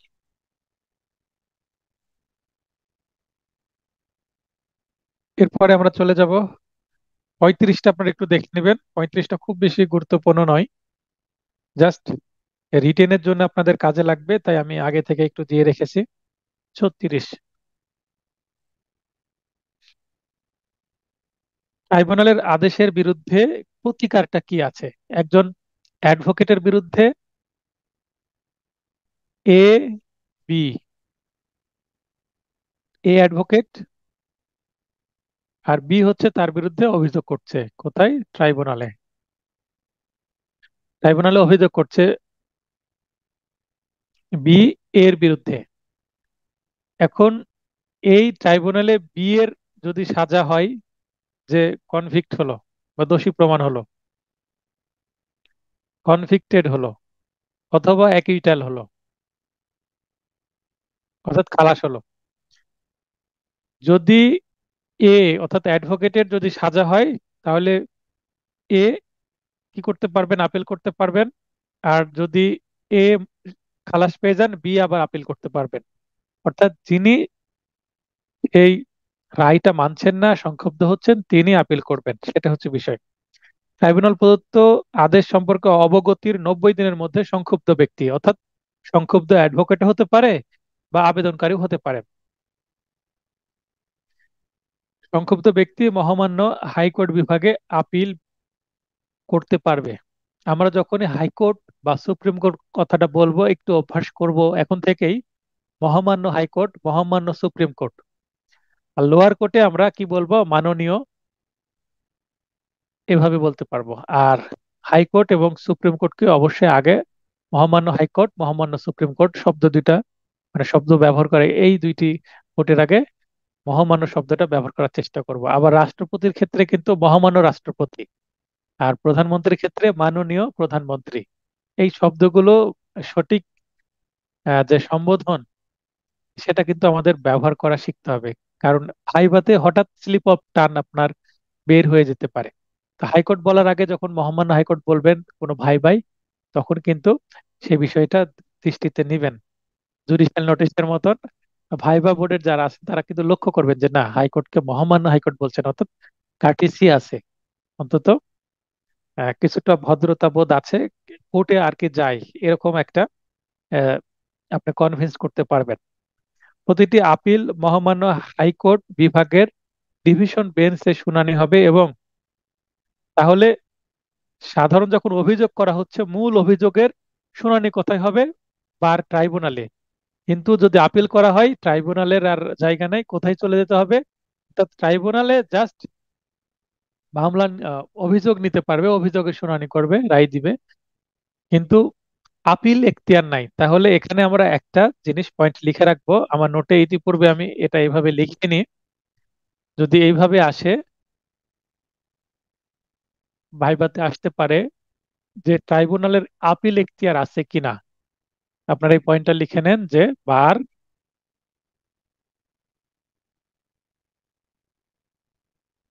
Tribunal has no appeal jurisdiction.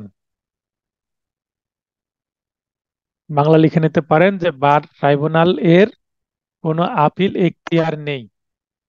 তাহলে আমরা এখান থেকে বুঝতে পারছি যেহেতু হাইকোর্টে যেতে হবে, তার মানে ট্রাইব্যুনাল মানে এক স্তরের ট্রাইব্যুনাল থাকবে, যে এর উপরে দ্বি স্তরে আপিল করা যাবে সেই অপশনটা এখানে থাকছে না। আপিল সরাসরি মহামান্য হাইকোর্ট বিভাগেই করতে হবে, এবং মহামান্য হাইকোর্ট বিভাগে যে আপিলে আদেশটা দিয়ে হবে, এখন আপিল করা হলো মহামান্য হাইকোর্ট ডিভিশনে, কি করা হলো, অ্যাপিল হলো, তাহলে এই আপিলটা কি হবে, ফার্স্ট অ্যাপিল।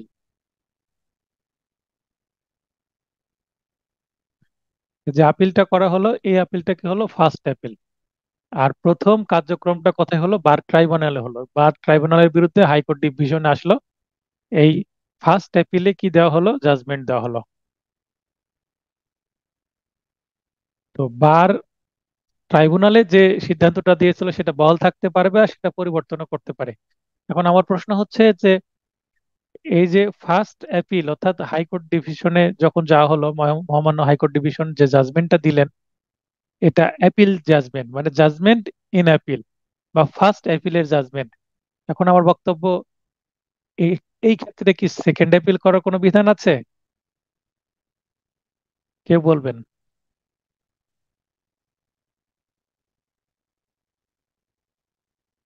যে সেকেন্ড অ্যাপিল করা যাবে কিনা? হ্যাঁ, রাজ্জাক ভাই বলছেন নো, তার মানে আমরা দেখতে পাচ্ছি সেকেন্ড অ্যাপিলের বিধান নাই। তাহলে এখান থেকে এভাবে ট্রিকি প্রশ্ন আসতে পারে যে সেকেন্ড অ্যাপিল করা যায় কিনা, এটাকে টার্গেট করে প্রশ্ন করলো, করা যাবে না। আবার উদাহরণ দিয়ে দিল যে রহিম নামের একজন অ্যাডভোকেট বা এ নামে একজন অ্যাডভোকেট, এর বিরুদ্ধে বি অভিযোগ করলো, বি কনভিক্টেড হলেন, বি আপিল বিভাগ মহামান্য হাইকোর্ট বিভাগে আপিল করলেন, আপিলে তার সাজাটা বহাল থাকলো, এরপরে উক্ত অ্যাডভোকেট কোথায় যাবে বা তার আর কি প্রতিকার আছে? এখন ওখানে আর কোনো প্রতিকার নাই, কারণ সেটাই কি ফাইনাল।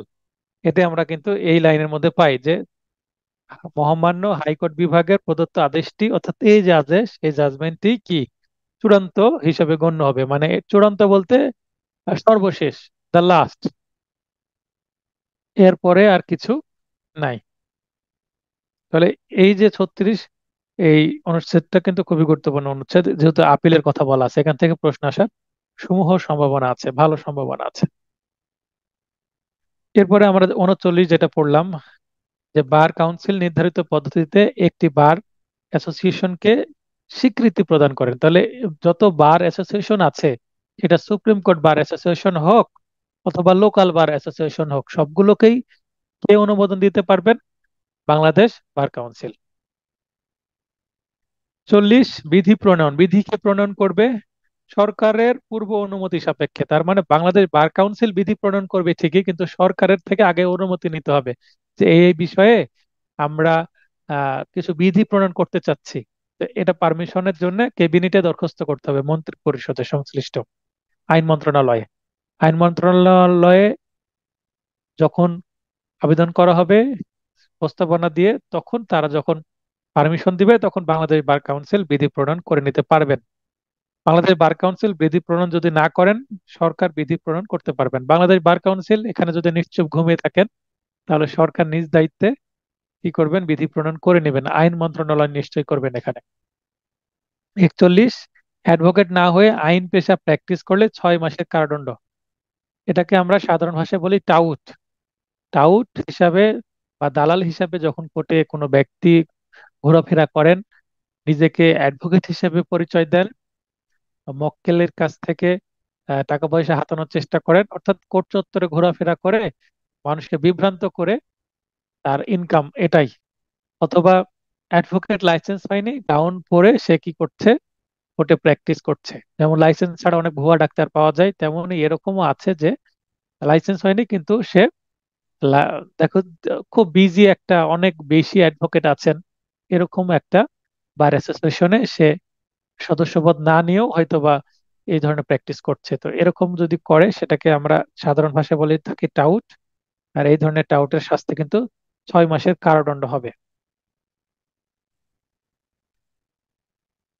সর্বশেষ অনুচ্ছেদ, পত্র আদেশ প্রয়োগের ক্ষেত্রে এই যে আদেশ, অর্থাৎ এই অর্ডার, যেটা 46টা আর্টিকেল আছে, এটা প্রয়োগের ক্ষেত্রে যদি কোনো সমস্যা সৃষ্টি হয়, তবে সরকার অফিসিয়াল গেজেটের মাধ্যমে কি করবেন? তার সমাধান করবেন। এই সাথে শেষ হয়ে গেল আর্টিকেল গুলো। এবার আমরা কয়েকটি জাস্ট বিধি পড়বো। বিধি 101টি আছে। আমি আইন পরিচিতিতে বলেইছি 101টা বিধি আছে, এত বিধি পড়ার দরকার নেই। 5 নম্বরের জন্য এত সময় নষ্ট করার কোনো দরকার নেই। আমি যে বিধিগুলো দিয়েছি এখান থেকেই এমসিকিউ প্লাস রিটেনে আপনার প্রশ্ন কমন আসে। আর এখান থেকে যদি কমন না আসে, 2-1 মার্ক ছেড়ে দিলেও আমার কোনো সমস্যা নাই। তার মানে ব্যাপারটা এরকম যে যেখানে একটা জলাশয়, এখানে মাছ আছে 5টা, তো এখানে 5টি মাছ আছে। এই 5টি মাছের জন্য আমি সময় বেশি নষ্ট না করে, যেখানে মাছ বেশি আছে, এখানে বড় জলাশয়, মানে 20টি মাছ আছে, মানে বলতে চাচ্ছি যে বড় যে সাবজেক্ট গুলো আছে, সিপিসি, সিআরপিসি, পেনাল কোড, তো এখানে 60, 60 নম্বর আছে। তো 20, 20, 20, টোটাল 60 বা 60 নম্বর আমরা পাচ্ছি। তো আমরা সেখানে সময় বেশি দিব, তাহলে কি হবে? আমাদের নম্বর আসার বেশি সম্ভাবনা আছে। যেমন পেনাল কোডে আমাদের বেশি সম্ভাবনা আছে। পেনাল কোডে 20-তে 20 পাওয়া সম্ভব। আমি পেয়েছিলাম 20-তে 20, খুব বেশি পড়িনি।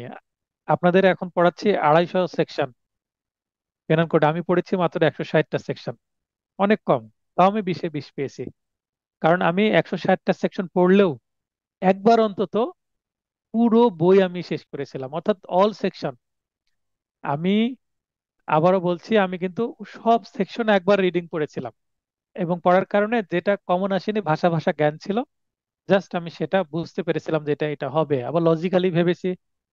এবং আমি এটা চিন্তা করতাম, একটা এমসিকিউ প্রশ্ন, এটা যদিও একটু রিস্কি, আপনারা এখন প্র্যাকটিস করতে পারেন, যদি কাজে লাগে এই রিস্কটা নিবেন। যদি পরীক্ষা খুব হার্ড হয় সেই ক্ষেত্রে যখন একটা প্রশ্ন আসছে, আপনি নিজেকে ভাববেন যে আমি আইন প্রণেতা, আমি আইনের যদি ড্রাফট তৈরি করতাম বা এই আইনটা যদি আমি তৈরি করতাম, তাহলে এটা অপশন কি আমি দিতাম। এভাবে চিন্তা করবেন, লজিক্যালি যদি ভাবতে পারবেন, দেখবেন যে আপনি যে অপশনটা ভাবছেন, যে হ্যাঁ আমি যদি আইন তৈরি করতাম, এটা এই সেকশনটা যদি আমি তৈরি করতাম, তাহলে আমি এটাকে এইটা দিতাম।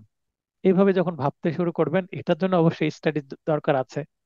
যখন আপনার কিছু ভাষা ভাষা জ্ঞান চলে আসছে, মানে সঠিক বুঝতে পারছেন না, 100% শিওর না, কিন্তু আপনার 55-60টা উত্তর করেছেন, আরো উত্তর করা দরকার, তখন এই পদ্ধতি অ্যাপ্লাই করতে হবে। আরো কিছু পদ্ধতি আমি দেখাবো ওই যে টাইম ম্যানেজমেন্ট যে ক্লাসটা আছে সেখানে। এমসিকিউ যে ডিল, একটা ওএমআর শিট নিয়ে যে ডিল, সেই জিনিসগুলো আমি শেখাবো ওই ক্লাসে। তাহলে একটা এভারেজ প্রস্তুতি থাকলেও কিন্তু একজন পাশ করতে পারবেন। অনেক সময় ভালো প্রস্তুতি নিয়েও ফেল করে যায় অনেকেই। বিধি 3 নির্বাচনী তফসিল প্রকাশ। চেয়ারম্যান কর্তৃক বার কাউন্সিলের নির্বাচনী তফসিল প্রকাশ করতে হবে অনুষ্ঠিতব্য নির্বাচনের কমপক্ষে 45 দিন পূর্বে। তাহলে আমরা অনুচ্ছেদের মধ্যে দেখলাম যে 30 দিন পূর্বে তারিখ ঘোষণা করতে হবে, এটা বলা আছে। আর বিধিতে এসে কিন্তু 45 দিনের কথা বলা হচ্ছে, অনেকটা সিপিসি এর সেকশন এবং অর্ডারের মতন। তো সেকশনে থাকে ব্রিফ বা তত্ত্ব বা থিওরি, আর প্র্যাকটিক্যাল থাকে কোথায়, অর্ডার এন্ড রুলস। এখানে রুলসটা কিন্তু প্র্যাকটিক্যাল বিষয়, তাই এটাই বেশি কাজে লাগে, ওইটা খুব একটা কাজে লাগে না। তবে এখানে দেখেন 45 এবং 15 সংখ্যায় যেমন, 45 এবং 30 সংখ্যায় যেমন ভ্যারিয়েশন আছে, বিষয়বস্তুতেও সামান্য ভ্যারিয়েশন আছে। এখানে বলছে চেয়ারম্যান কর্তৃক, এবং এটাকে বলা হচ্ছে তফসিল, আর ওখানে বলা হচ্ছে তারিখ ঘোষণা। তাহলে তারিখ আর তফসিল কিন্তু এক নয়। তারিখ জাস্ট বলে দিল, যেমন আপনাদের বলে দেওয়া হয়েছে যে আগামী 17 নভেম্বর আপনাদের এমসিকিউ পরীক্ষা, জাস্ট তারিখ দিয়ে দিল। কোথায় কার সিট পড়বে, ফর্ম ফিল আপ কবে থেকে পাবো, কোনো কিছুই এখনো ইনফরমেশন আসেনি। তো এটা অনেকটা জাস্ট তারিখ ঘোষণার মতন, ডিটেল আসেনি, পরবর্তীতে জানানো হবে। কিন্তু এখানে যে বিধি, এখানে নির্বাচন সম্পর্কে ডিটেলস দেওয়া আছে। তার মানে আপনাদের নেক্সট যখন একটা নোটিশ হবে, কিভাবে আপনার ফর্ম ফিল আপ করেছেন যারা, কিভাবে ডাউনলোড করবেন প্রবেশপত্রটা, অ্যাডমিট কার্ডটা, এবং আরো কিছু বিষয় আপনারা এর মধ্যে পেয়ে যাবেন। আপনার সিট প্ল্যান পাবেন, আরো অনেক কিছু। এবার নির্বাচনের তফসিলে কি কি উল্লেখ থাকবে সেটা উল্লেখ করা আছে। তারপর প্রস্তাব জমা এবং যাচাই বাছাইয়ের মধ্যে 7 দিন বিরতি থাকবে। প্রস্তাব যাচাই বাছাই এবং ভোটের মধ্যে 14 দিন বিরতি থাকবে। তারপর ফলাফল ঘোষণা, এবং ফলাফল ঘোষণা করার পর এই ফলাফলকে যদি না মানে, সেক্ষেত্রে 7 দিনের মধ্যে অভিযোগ করতে হবে। অভিযোগ করার পর অভিযোগ আমলে নেওয়ার জন্য 7 দিন সময় থাকবে। এটা এক্সট্রা নোটে আমি খুব সুন্দর করে ছক করে দিয়ে দিয়েছি, এক্সট্রা নোটটা দেখলেই জাস্ট চোখের পলকে আপনার নলেজে চলে আসবে। এখানে তারপরেও দেখবেন যে আপনাদের আহ, 4টি সংখ্যা মনে রাখতে হচ্ছে: 7, 14, 7, 7। 7, 14, 7, 7, এটা জাস্ট আপনারা সাইডে লিখে রাখেন। এই 4টি সংখ্যাই কিন্তু আপনাদের মনে রাখতে হবে। 7 দিন, 14 দিন, 7 দিন, 7 দিন, 7 দিন, 14 দিন, 7 দিন, 7 দিন, জাস্ট এইভাবে যদি আপনারা একটু সাইডে লিখে রাখেন কোথাও, তাহলে এই যে অনেকটা লিখার মধ্যে কি আছে, এই খড়ের গাদার মধ্যে সুই খোঁজার মতন, মানে গুরুত্বপূর্ণ এই যে দিনগুলো এই লিখার মধ্যে হারিয়ে আছে। এখন যদি সাইডে এখানে আপনারা যদি লিখে নেন কোনো ভিন্ন কালারের কলম দিয়ে, অ্যাজ ইউর উইশ, বা আপনার এই জায়গাগুলোতেও হাইলাইট করে দিতে পারেন হাইলাইটার পেন দিয়ে, 7, 14, 7, 7 হাইলাইট করে রাখলেও কিন্তু আপনার চোখে পড়বে। জাস্ট নজরে পড়ার জন্য আপনাকে গুছিয়ে নিতে হবে। আর এটা যদি আপনি বই থেকে পড়েন আরো ডিটেল আছে, আমি তাও কমিয়ে দিয়েছি। আর আমি এক্সট্রা নোটে ছক করে দিয়েছি, খুবই সহজে চোখে পড়বে।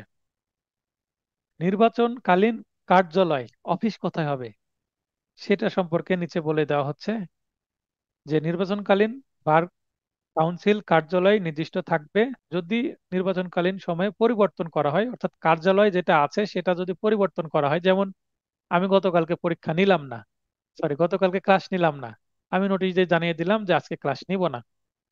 আর আজকে কিন্তু আমি বলিনি যে আমি ক্লাস নিব কি নিব না, যেহেতু গতকালকেই বলে দিয়েছিলাম যে গতকালকের ক্লাসটা আজকে নিব এবং আজকের ক্লাসটা আগামী কালকে নিব, অতএব সেটা বহাল আছে। তো যেটা শিডিউলে আছে সেটা যদি পরিবর্তন করার দরকার হয় তাহলে কিন্তু নোটিশ দিতে হয়। আর যদি পরিবর্তন করার দরকার না হয় তাহলে তার নোটিশ দেওয়ার দরকার হচ্ছে না, কারণ একবারই তো তফসিলে বলে দেওয়া আছে ডিটেল সবকিছু। এবং অফিস যেটা আগে থেকে ছিল সেটাই থাকবে। যদি পরিবর্তন করে সেটার পদ্ধতি হচ্ছে বিজ্ঞপ্তি দিতে হবে, পরিবর্তনের কারণ সহ কার্যালয় পরিবর্তনের 4 দিন আগে বহুল প্রচারিত একটি বাংলা পত্রিকায় এবং একটি ইংরেজি, মোট 2টি পত্রিকায় বিজ্ঞপ্তি প্রকাশ করতে হবে যে এটা কার্যালয় পরিবর্তন করা হচ্ছে।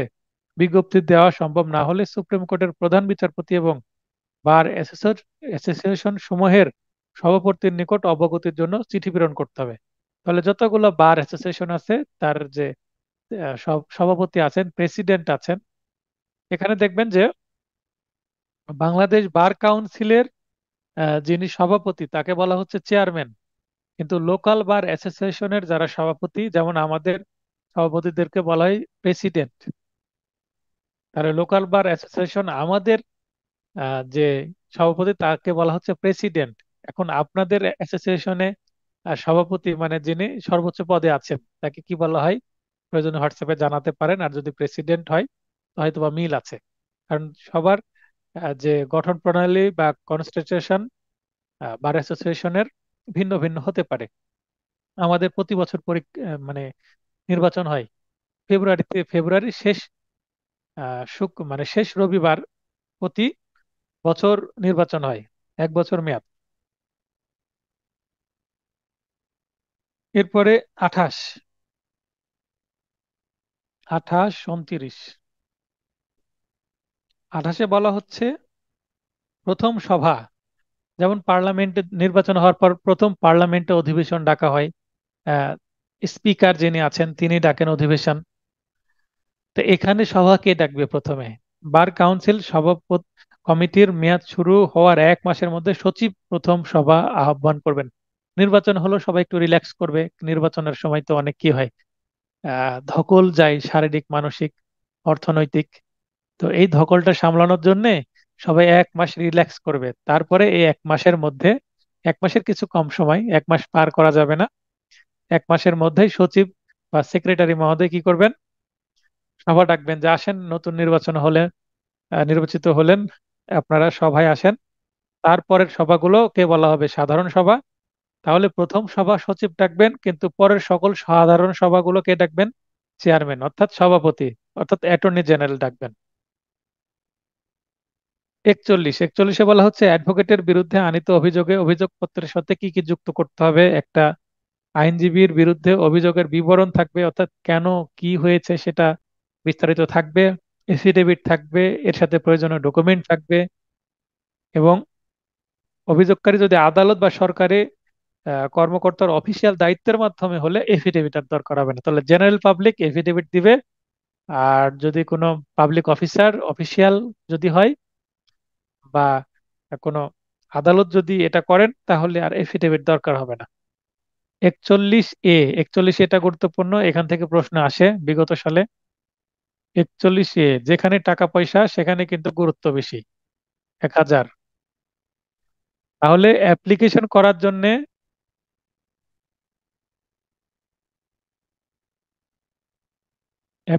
করার জন্য লাগবে হচ্ছে 1000 টাকা। আর অ্যাপ্লিকেশন মিথ্যা প্রমাণ হলে আরো 500 টাকা।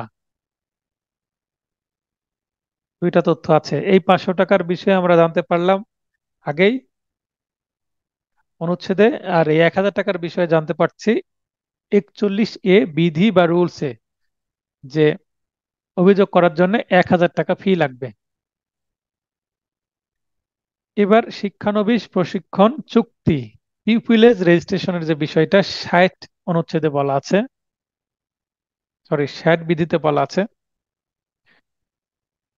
বলা হচ্ছে 10 বছর ধরে আইন পেশায় প্র্যাকটিস করছেন এই ধরনের কোনো আইনজীবী কিন্তু শিক্ষানবিশ নিতে পারবেন, এবং 4 জনের বেশি শিক্ষানবিশ নিতে পারবেন না এট এ টাইম, কোনো সিনিয়র।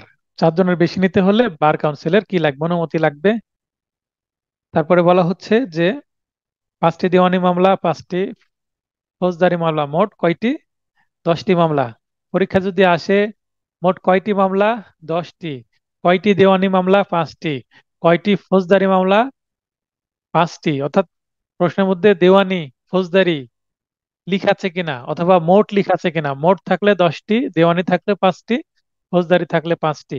যদি উভয় উল্লেখ থাকে দেওয়ানি ও ফৌজদারি কয়টি, তাহলে 10টি। অর্থাৎ প্রশ্ন বুঝবেন, বোঝার পরে উত্তর দিবেন। প্রশ্ন দেখেই চট করে উত্তর দেওয়ার চেষ্টা করবেন না, টাইমটা ঠিক আছে, টাইম ম্যানেজমেন্ট করতে হবে, কিন্তু তাই বলে আমি দ্রুত উত্তর করতে যে ভুলটা উত্তর করলাম তাহলেও কিন্তু হবে না। প্রশ্নের শেষে নয় আছে কিনা, দেখা যাচ্ছে যে কিছু কিছু প্রশ্ন আমি ট্রিকি করে পরিবর্তন করে দিই অপশন, প্রশ্নকে হ্যাঁ আছে না করে দিই, না বোধক করে দিই, তখন কিন্তু পুরো খেলাটা উল্টে যায়, তখন আপনারা ফাঁদে পা দিয়ে দেন। তো আপনাদের সতর্ক করি যেন আপনাদের রিডিং স্কিলটা ইমপ্রুভ করে। রিডিং স্কিল কিভাবে ইমপ্রুভ করা যায় সে বিষয়েও কিন্তু আপনাদের ক্লাস নেওয়া হবে। এরপরে আপনাদের একটা জি ফর্মে সার্টিফিকেট দিবেন সিনিয়র, এবং 10টি যে মামলা আপনি লিপিবদ্ধ করবেন সেটা একটা, আপনারা বলি যে ডায়েরি, ডায়েরি লিখতে হবে। ভাইবার সময় খুব তোড়জোড় বেঁধে যায়, নিজে পারে না আরেকজনে দিয়ে লিখে নেয় অনেক সময়, কিন্তু এই ডায়েরিটা কিন্তু আগে থেকে লেখা উচিত ছিল আমাদের, যখন থেকে আপনি শিক্ষানবিশ হিসাবে কোর্টে যেতে শুরু করলেন কোনো অ্যাডভোকেটের আন্ডারে। অনেকে তো কোর্টেই যায় না, সমস্যা হচ্ছে এখানেই। এই ডায়েরিটাকে বলা হবে পিপুলেজ ডায়েরি। আমরা যখন হাই স্কুলে প্র্যাকটিক্যাল বা কলেজে প্র্যাকটিক্যাল খাতা দিই, তো প্র্যাকটিক্যালটা কিন্তু প্রতি ক্লাসে ধীরে ধীরে করে নেওয়া উচিত, কিন্তু আমরা না করে কি করি অনেকেই, শেষে যে পরীক্ষার সময় তাড়াহুড়া বেঁধে যায়, প্র্যাকটিক্যাল খাতা সারতে হবে 2 দিনে, পরীক্ষা শেষ এবার প্র্যাকটিক্যাল খাতা নিয়ে বসে পড়ি। তো এই জাস্ট পিপুলেজ ডায়েরির কাহিনীও কিন্তু একই। তারপরে বলা হচ্ছে শিক্ষানবিশ চুক্তিতে মিথ্যা তথ্য দিলে বা মিথ্যা সার্টিফিকেট দিলে পেশাগত অসদাচরণের দায়ী দায়ী হবেন অ্যাডভোকেট, দায়ী হবেন, এবং অ্যাডভোকেটের যিনি শিক্ষানবিশ তিনিও দায়ী হবেন। এবং আবেদন করার সময় মিথ্যা তথ্য দিলে কিন্তু আবার 5 বছর তিনি তালিকাভুক্তর জন্য কি হবেন, অযোগ্য হবেন। তাহলে ওই যে চাকরিচ্যুত হয়ে সাজা পেলেও 5 বছর বসে থাকতে হবে, আবার মিথ্যা তথ্য যদি দেও কেউ, এটা যদি ধরা পড়ে যায় তাহলে কিন্তু তাকেও 5 বছর পরীক্ষা দিতে দিবে না। এই ছিল 60 অনুচ্ছেদের বিষয়বস্তু। অ্যাড বিধির বিষয়বস্তু 65A। 65A বলা হচ্ছে হাইকোর্ট বিভাগে আইন ব্যবসা করার অনুমতি, যেটাকে হাইকোর্ট পারমিশন বলা হয়। বার কাউন্সিলের লোয়ার কোর্ট এনরোলমেন্ট পরীক্ষা হয় আর হাইকোর্ট পারমিশন পরীক্ষা হয়। বাংলাদেশের যে কোনো নিম্ন আদালতের 2 বছর আইন পেশার চর্চা করার অভিজ্ঞতা থাকতে হবে, যেটা অনুচ্ছেদ 21-এও বলা আছে।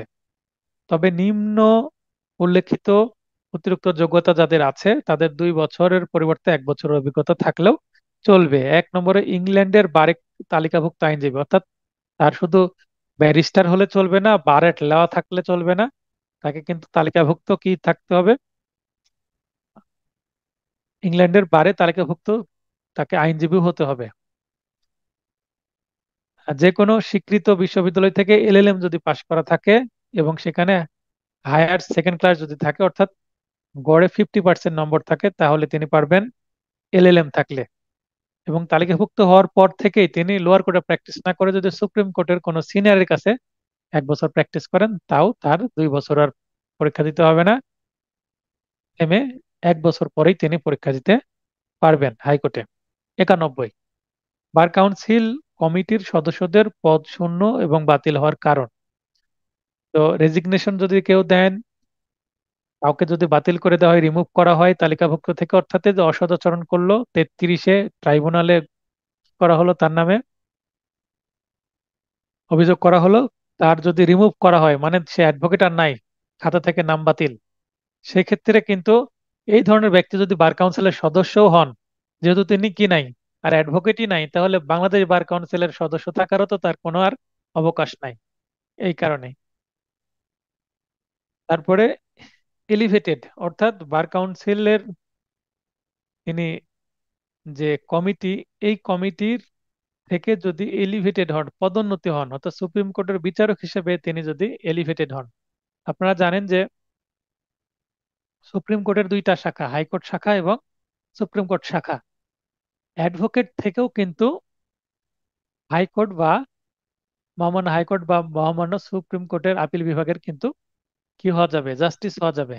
কেউ যদি হাইকোর্টে 10 বছরের 10 বছর ধরে যদি আইন ব্যবসা করেন, তাহলে কিন্তু তিনি হাইকোর্টের জাস্টিস হওয়ার জন্য যোগ্য হয়ে ওঠেন। তারপরে হয়তোবা তার যদি প্র্যাকটিস ভালো থাকে, রাজনৈতিক যদি কিছু লিঙ্ক থাকে, মানে ভালো চলাফেরা থাকে এবং তার যোগ্যতা থাকে, মানে পারফর্ম করার মতন, এবং ভালো প্র্যাকটিস করছেন, সেক্ষেত্রে অ্যাডভোকেট থেকে কিন্তু কি হওয়া যাবে, জাস্টিস হওয়া যাবে। সেটাই বলা হচ্ছে এখানে। তো বার কাউন্সিলের তিনি সদস্য, ভালো প্র্যাকটিসও করেন অ্যাডভোকেট হিসাবে। তিনি হয়ে গেলেন সুপ্রিম কোর্টের আপিল বিভাগ অথবা মহামান্য হাইকোর্ট বিভাগের জাস্টিস। সেক্ষেত্রে তো তিনি আর সদস্য থাকার কোনো অবকাশ নাই, সুযোগ নাই। তাই এলিভেটেড পদোন্নতি হয়ে গেলেও তার পদটা শূন্য হয়ে যাবে। শূন্য পদ পূরণ করার পদ্ধতি দুইটা। শূন্য পদ হলে একই নির্বাচনে ওই ব্যক্তির পরবর্তী যে ব্যক্তি সর্বাধিক ভোটপ্রাপ্ত হয়েছিল সেই ব্যক্তি দ্বারা ওই শূন্য পদ পূরণ করা হবে। আর এইরূপ যদি কোনো ব্যক্তি না পাওয়া যায়, অর্থাৎ একজনে যদি ভোট করে বিনা প্রতিদ্বন্দ্বিতায় যদি কেউ পাশ করে, অর্থাৎ ওই পদে অন্য কেউ ভোট করেনি, তাহলে তো তার প্রতিদ্বন্দ্বী কেউ নাই। তখন কি করতে হবে?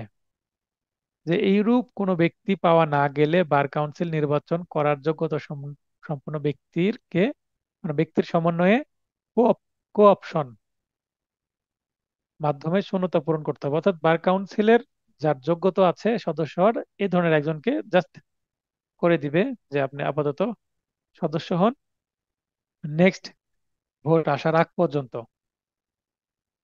এরপরে আমরা পড়ব ক্যাননস। এই ক্যাননস অধ্যায় আছে কয়টি?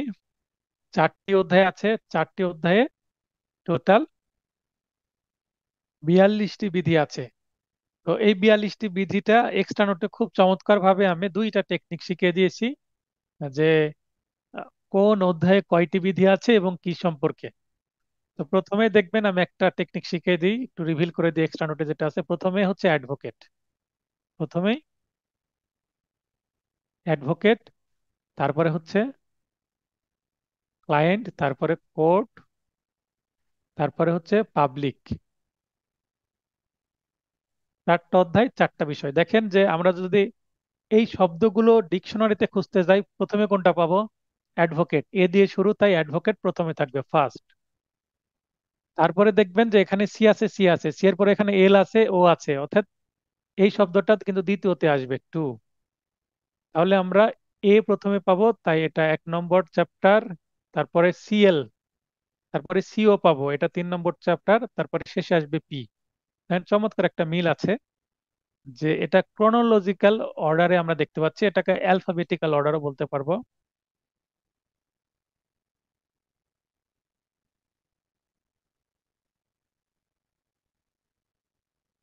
অর্থাৎ কোন চ্যাপ্টারে কি আছে এটা মনে রাখার জন্য এটা যথেষ্ট।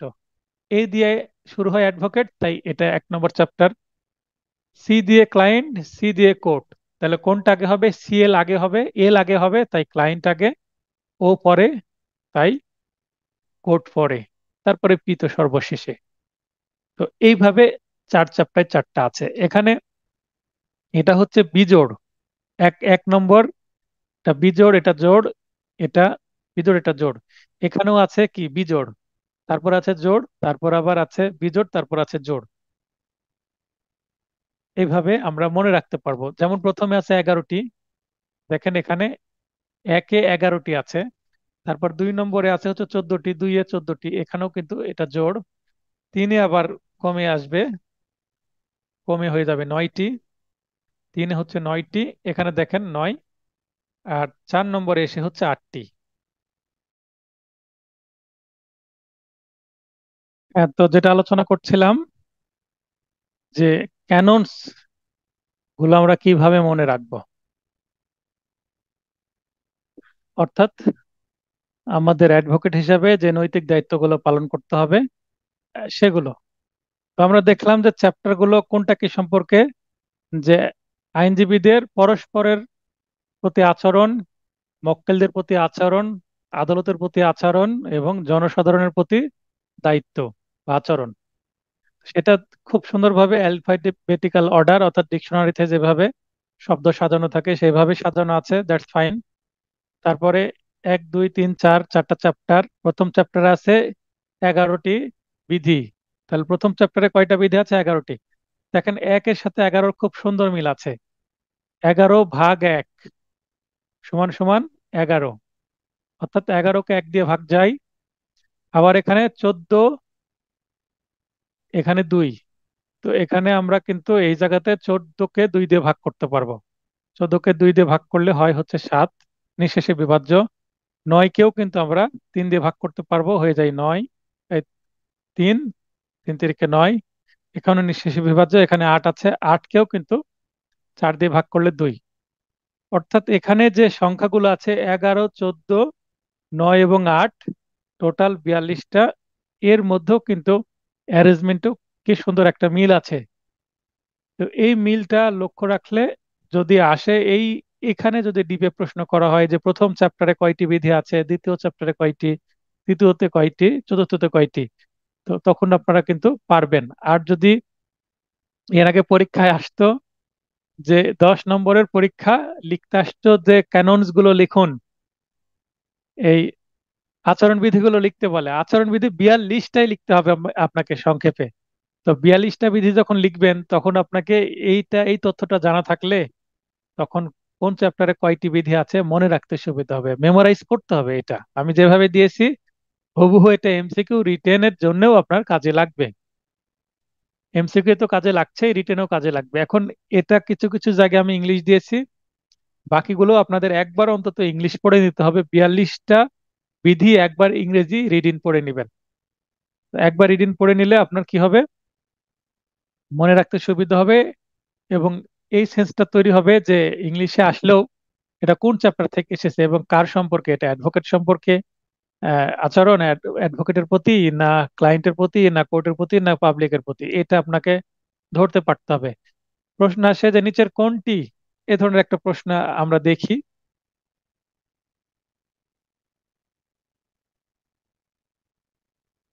7 নম্বর, এখানে 7 নম্বর যে এমসিকিউ 46 পৃষ্ঠার, এই এমসিকিউ এর দিকে একটু আমি দৃষ্টি দিতে বলছি আপনাদেরকে, আপনারা একটু দেখবেন। An advocate shall not represent conflicting interest, মানে যেখানে ঝগড়া বিবাদ হবে এই ধরনের কোনো কিছুতে একটা অ্যাডভোকেটের মানে মনোযোগ দেওয়া দরকার নাই। অ্যাডভোকেটের সাথে অ্যাডভোকেটের কি করার দরকার নাই, তাহলে এটি ড্যাশ এর প্রতি একজন আইনজীবীর আচরণ সম্পর্কিত নীতি। তাহলে এটা 22 সালে প্রশ্নটি এসেছে, এখানে হচ্ছে মক্কেলের সম্পর্কে, অর্থাৎ অ্যাডভোকেট 1, অ্যাডভোকেট 2 দুইজন আছে। এই অ্যাডভোকেটের মক্কেল হচ্ছে পি, এই মক্কেলের অ্যাডভোকেট হচ্ছে, সরি, এই অ্যাডভোকেটের মক্কেল পি আর এ অ্যাডভোকেটের মক্কেল হচ্ছে কিউ।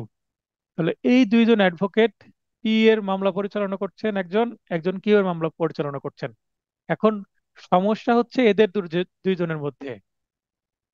এখন পি এর সাথে কিউ এর পার্সোনালি সমস্যা, এই এর সাথে A1 এর সাথে A2 এর, অর্থাৎ দুই অ্যাডভোকেটের মধ্যে কোনো সমস্যা নাই। কোর্টের মধ্যে ঠিকই আর্গুমেন্ট করছে পরস্পরের বিরুদ্ধে, কোর্ট থেকে বের হয়ে ঠিকই এক জায়গায় বসে আমরা চা পান করছি বা গল্প করছি, হাসাহাসি করছি, কোর্ট থেকে বের হওয়ার সময় হয়তোবা একসাথেই বলছি। যেমন এরকম হয় যে আমি একটা মামলা জেরা করে বের হলাম, অপর পক্ষের আইনজীবী সাবাস দিল বা সাবাসি দিল যে খুব ভালো জেরা করলেন, ভালো হয়েছে, একটু প্রশংসা করে, যদিও তার বিরুদ্ধে আমি কাজ করছি, তারপরে আমাদের মধ্যে কি আছে, একটা মিল মহব্বত আছে, একটা ফ্রেন্ডশিপ আছে, লার্নেড ফ্রেন্ড আমরা এই কারণেই বলি। তো এটা বলা হচ্ছে যে আমাদের পরস্পরের প্রতি ভালো শ্রদ্ধার আচরণ থাকবে, স্নেহের আচরণ থাকবে, সিনিয়র জুনিয়রিটি আমরা মেনে চলবো। আর এই অ্যাডভোকেট এই কিউ এর সাথে ঝগড়া করবে না, এই অ্যাডভোকেট এই পি এর সাথে ঝগড়া করবে না। অর্থাৎ আমার মক্কেলের সাথে তো আমি ভালো ব্যবহার করবোই, কোনো বনিবনা না হলে হয়তো বা মামলা ছেড়ে দেওয়ার একটা বিষয় থাকে বা মামলা চলে যাবে, সেটা ভিন্ন জিনিস। কিন্তু আমি এই কিউ এর হয়ে, এই অ্যাডভোকেট এ পি এর হয়ে কিউ এর সাথে ঝগড়া করবে না, অ্যাডভোকেট 2 কিউ এর হয়ে পি এর সাথে ঝগড়া করবে না। অর্থাৎ অপর পক্ষের মক্কেলের সাথে কি করা যাবে না, ঝগড়ায় লিপ্ত হওয়া যাবে না। তাহলে কি হবে, মনে হবে যে মামলার পক্ষ কি আপনি, আপনি তো অ্যাডভোকেট, আপনি মামলা পরিচালনা করেন, আপনার কি একটাই মামলা, একটা মামলা নিয়ে এত ব্যস্ত হচ্ছেন কেন। বিষয়টা কিন্তু এমন যে আপনার অনেক মামলা আসবে যাবে, কিন্তু আপনার সম্পর্কটা অ্যাডভোকেট টু অ্যাডভোকেট ভালো থাকতে হবে, কারণ এই কোর্টে আপনাকে চলাফেরা করতে হবে। একটা বিশেষ মামলার জন্য আপনি একজন আইনজীবীর সাথে খারাপ আচরণ করলেন, সেটা হয় না। তো এই পয়েন্ট দ্বারা কিন্তু সেটাই বোঝানো হচ্ছে যে আপনার এই মক্কেলের সাথে এবং এই মক্কেলের সাথে আচরণগুলো এমন হবে না যেন মনে হচ্ছে যে আপনারই মামলা। আপনি মামলার জাস্ট পরিচালনাকারী, কিন্তু মামলার পক্ষ কিন্তু আপনি নয়, সেটাই বোঝানো হচ্ছে। হ্যাঁ,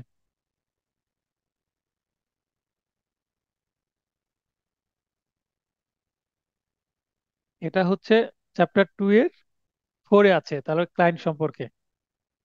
তো এই ধরনের কোথায় আছে এটা আপনাদের জানতে হবে। রিটেন প্রশ্ন আসে, এই ধরনের একটা গল্প দিয়ে দিবে। গল্প দিয়ে দেওয়ার পরে যে এই একটা সিচুয়েশন দিবে, একটা সমস্যা দিবে, দিয়ে বলবে যে এটা কত অধ্যায়ের কত বিধিতে আছে এটা। বা আপনাকে এটা বলতে বলবে যেটা কোনো অসদাচরণ করেছে কিনা, এবং অসদাচরণ করলে আইনের ব্যাখ্যা সহ বর্ণনা করুন। তখন আপনাকে কিন্তু বলতে পারতে হবে যেটা কোন চ্যাপ্টারে কোন বিধিতে আছে। অতএব এটার জন্য কিন্তু আপনাকে এটা ভালো করে পড়তে হবে। আর পড়ে আপনাকে এটা সেন্সে নিতে হবে যে আসলে এটা কোথায় আছে। যেমন এখানে চারটা যে চ্যাপ্টার, চারটা চ্যাপ্টারকে আমরা চারটা চারটা চ্যাপ্টারকে চারটা রুমের সাথে আমরা তুলনা করব। 1, 2, 3, 4, চারটা রুমের সাথে তুলনা করব। এবং চারটা রুমের পরিবেশ চার রকম চিন্তা করব আমরা।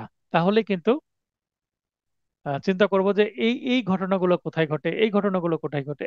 যখন কোর্টের সাথে কোর্ট রুমে, ক্লায়েন্টের সাথে আদালত চত্বরে বা চেম্বারে, অ্যাডভোকেটের সাথে কোর্টে, তারপর পাবলিকের সাথে, সাধারণ আমরা রাস্তাঘাটে চলতে গেলেই কিন্তু পাবলিকের সাথে দেখা হবে, এইভাবে আমরা ভেবে এই যে বিধিগুলো দেওয়া আছে এগুলো কানেক্ট করতে হবে, বাস্তবের সাথে মিলিয়ে আপনাদের পড়তে হবে, তাহলে মনে থাকবে। এবং দুইটার মধ্যে পার্থক্য করতে পারবেন, গুলিয়ে ফেলবেন না যে এটা মক্কেলের প্রতি আচরণ না অ্যাডভোকেটের প্রতি আচরণ, এটা কোর্টের প্রতি আচরণ না পাবলিকের প্রতি আচরণ। এই পার্থক্যটুকু বুঝে নেবেন, তাহলে হবে।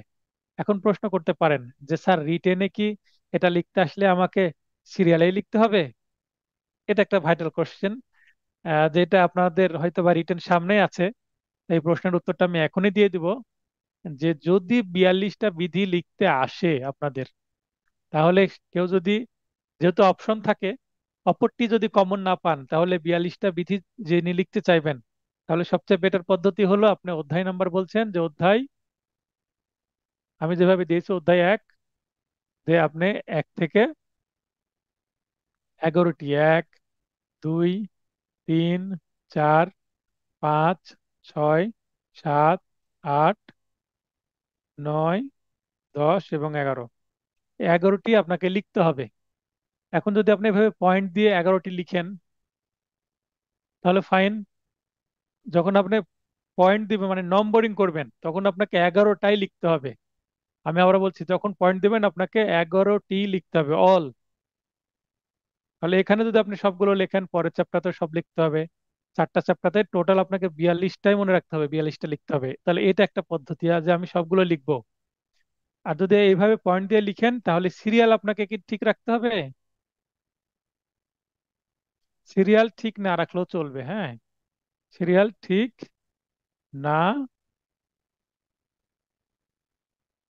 রাখলেও হবে। তার মানে আপনি একেরটা একে না বলে একেরটা 3-এ বললেন, 3-এরটা 4-এ বললেন, 4-এরটা 1-এ বললেন, 2-এরটা 5-এ বললেন, 5-এরটা 6-এ বললেন, এভাবে র্যান্ডম একটু মিক্সড হয়ে গেলেও সমস্যা নাই, খুব একটা সমস্যা নাই। কারণ চ্যাপ্টার 1-এ বলা হচ্ছে অ্যাডভোকেট অ্যাডভোকেটের প্রতি কি আচরণ করবে, সেটা আপনি 11টা লিখতে পারছেন কিনা সেটাই। এটা একটা পদ্ধতি। এখন সিরিয়াল কখন আপনাকে সঠিক রাখতে হবে, যদি আপনি এই সংখ্যার আগে যদি লিখেন বিধি 1, বিধি 2, বিধি 3, তার মানে আপনি এইভাবে বিধি 11, এইভাবে আপনি লিখছেন। যখন আপনি বিধি 1, বিধি 2, বিধি 3, বিধি 4, বিধি 5, বিধি 6, এইভাবে 11 পর্যন্ত লিখবেন, তখন আপনাকে সিরিয়াল মেনটেন করতে হবে, অর্থাৎ সিরিয়াল ঠিক রাখতে হবে।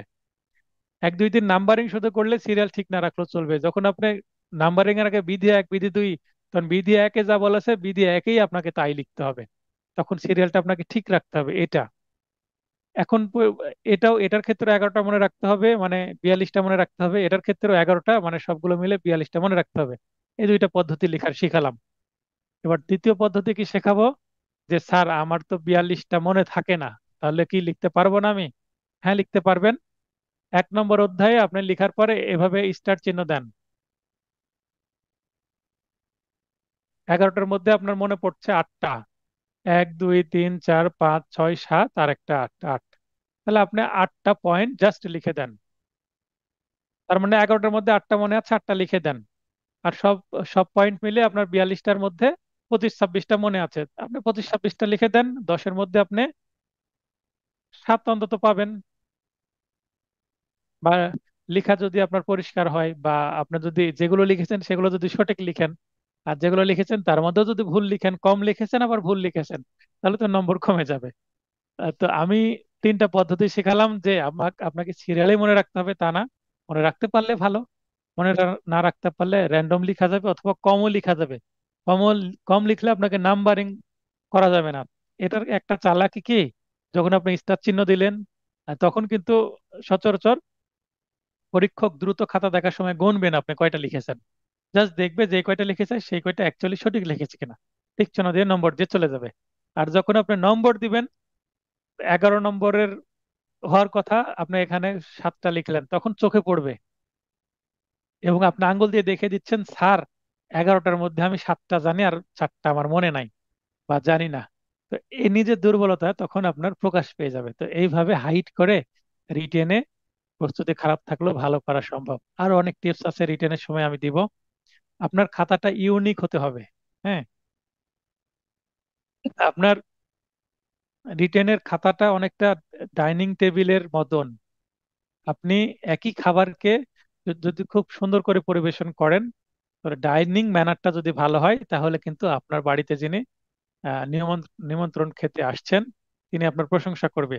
আর আপনার অনেক ভালো ভালো খাবার আপনি দিয়েছেন, কিন্তু টেস্টি খাবার, কিন্তু ডাইনিং ম্যানার ঠিক নাই, আপনার অ্যারেঞ্জমেন্ট সঠিক নাই, তাহলে কিন্তু ভালো হবে না। রেস্টুরেন্টে আমরা খেতে গেলে আগে ডেকোরেশন দেখি, প্লেটের কালার দেখি, প্লেটের উপরে খাবারটা কিভাবে ডেকোরেট করে দিয়েছে, এগুলো কিন্তু অনেকটা কাজে লাগে। অর্থাৎ আপনার খাতাটা যখন দেখবেন, আপনার খাতাটার চেহারাটা কেমন, মানে ফার্স্ট ইমপ্রেশনটা ভালো হতে হবে।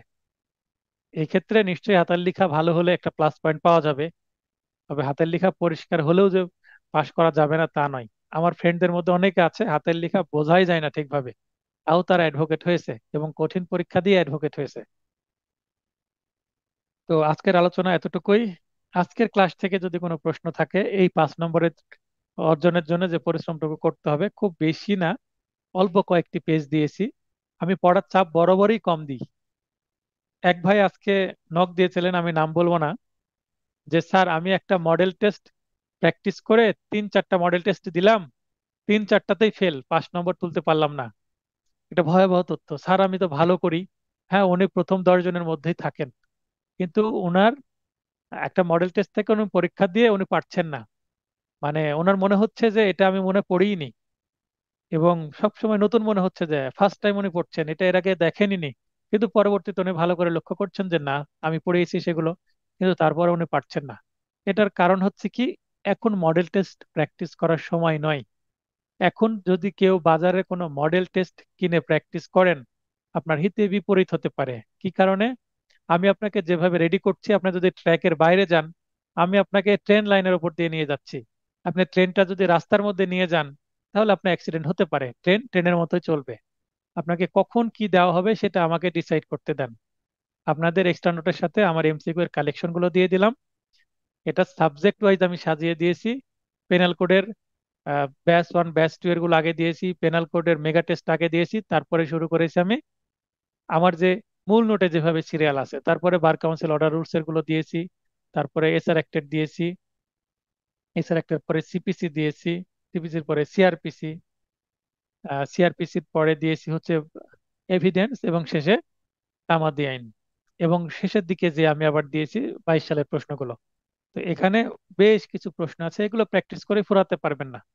এতগুলো আমি আপনাদেরকে দিয়েছি, এগুলো হাতে পসার পরে দেখবেন। এরপরে বাজারের কোনো মডেল টেস্ট গাইড আপাতত দরকার নেই। তবে আমি, কেউ যদি বলতে চান স্যার বাজারের গাইড পড়ে আমি দেখবো যে আসলে পারছি কিনা, সেটারও সময় আছে। আপনি নভেম্বরে শুরু করবেন, আমার ক্লাসটা অন্তত শেষ করতে দেন, আমার এক্সট্রা নোট আপনার কাছে যাক, এক্সট্রা নোটটা পড়ে আপনাকে নিজেকে রেডি করেন, বুস্ট আপ করেন। আমার আরো কিছু টেকনিক আপনাকে শিখিয়ে দিই, যখন কোর্সটা কমপ্লিট হবে র্যাপিড রিভিশনের, তারপরে এসে আপনাকে যখন রেডি করে দিব, আমার দুই দুই একটা মডেল টেস্ট দেন, আমার মডেল টেস্ট 2 3 দেন। তারপরে আপনার যখন সময় আছে শেষের 10 দিন আপনি বাজারের মডেল টেস্ট কিনে পরীক্ষা দিবেন। তবে অবশ্যই আমার পরামর্শ চাইলে আমি দু একটা মডেল টেস্টের রিকমেন্ডেশন করে দেব, যে কোন ধরনের মডেল টেস্ট দিলে আপনার লাভ আছে, আর কোন ধরনের মডেল টেস্ট দিলে, যদিও অনেক নামি দামি মডেল টেস্ট আছে, দিলে আপনার ক্ষতি হবে, কারণ সেগুলোর সাজানো পদ্ধতি সঠিক নয়। এবং এত কঠিন মডেল টেস্ট আপনি দিয়ে নিজের কনফিডেন্ট লেভেলটাকে কমিয়ে হতাশায় ভুগবেন না। মডেল টেস্ট দিলে অনেক সময় হতাশা আসতে পারে, আবার ভালো আসতে পারে। ওভার কনফিডেন্ট থেকে আপনি মডেল টেস্ট দিলেন, খারাপ করলেন, তখন হতাশায় ভুগবেন। তো ভাইয়ের সাথে কথা বললাম একটু, যদিও টেক্সট ভয়েস কথা হয়নি। তো উনি বললেন যে স্যার আপনার সাথে কথা বলে শান্তি লাগে। তো আমারও কথাটা শুনে শান্তি লাগলো, যে অন্তত আমি মানুষের একটা স্বস্তির কারণ হতে পারছি। এটা একটা বড় পাওয়া আমার জন্য। তো কারো প্রশ্ন থাকলে প্রশ্ন করেন, আর প্রশ্ন না থাকলে ক্লাসটি শেষ করে দিই।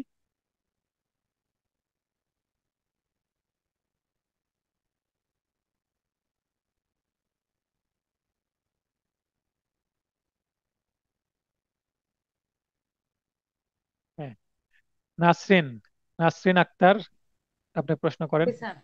স্যার আসসালামু আলাইকুম। স্যার ওয়ালাইকুম ওই যে আসসালাম, বলেন। স্যার এই কি বলে যে আমাদের এই সাবজেক্টটার মার্ক তো 5 মার্ক, তাই না স্যার? 5 মার্ক। এই এই যে আমার হাতে দুই যতটুকু হাজার আছে আমি জি আলাদা স্যার। করেছি, হ্যাঁ, এটাতে স্যার 5 নম্বর তো। দুই হাজার বলেন। তেরো সালে স্যার 16টা প্রশ্ন আসছে, কিভাবে আসছে স্যার? ওই সময় সিলেবাস ওরকম ছিল, এখনকার লেটেস্ট সিলেবাস যেটা 20 এবং 22 সালে দেখেন 5টা করে এসেছে। জি তখন স্যার। সিলেবাস তেমন ছিল তাই। এর আগে ভিতর থেকে ঢাকায় আমার যেতে কোনো প্রশ্ন নাই আগে স্যার। আগে আগে আমরা ঢাকায় যেতে রাজশাহী থেকে অনেক সময় লাগতো। কেন? যমুনা আচ্ছা সেতু বা স্যার। বঙ্গবন্ধু সেতু ছিল না, এখন সেতু হয়েছে, পরিস্থিতি পরিবর্তন হয়েছে।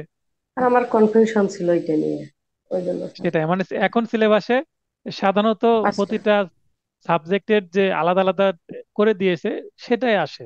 দু একটা যদি বাইরে থেকে দেয় আউট অফ সিলেবাস, সেক্ষেত্রে হয়তো বা বড় সাবজেক্ট থেকে একটা প্রশ্ন কমিয়ে দিল। মনে করেন সিপিসি থেকে একটা বা দুইটা কম দিল, সেখান থেকে 18টা বা 19টা করলো, এবং একটা আউট অফ সিলেবাস প্রশ্ন করে দিল অন্য সাবজেক্ট, বা সব সাবজেক্ট মিলে একটা প্রশ্ন করলো যেটা কারো মধ্যে যাবে না। জি এরকম স্যার। হতে পারে দুই এক।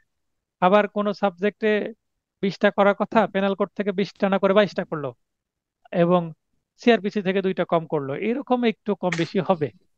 আর এটা ওভার দেখছিলাম তো, 5-এর জায়গায় 16, এটা আমার না, সেটা কনফিউশন ছিল। সুন্দর প্রশ্ন করেছেন, তখন আসতো, তখন সিলেবাসটা ফিক্সড ছিল না হয়তোবা।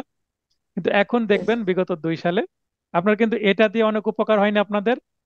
জি স্যার, এটা আমরা এটা আমি দেখতেছি। প্রথমে প্রথমে আপনাকে দেখিয়ে দিচ্ছি আপনি কি পড়তে চলেছেন এবং কোনটা আপনার জন্য গুরুত্বপূর্ণ। অনেকটা এটা যে ভালো করে বুঝবেন, তার কিন্তু পাশ করাটা খুব একটা কঠিন হবে না, কারণ এখান থেকে আপনি বুঝতে পারবেন নিজের সিলেবাসটা, নিজের সাজেশনটা আপনি নিজে তৈরি করে নিতে পারবেন এখান থেকে।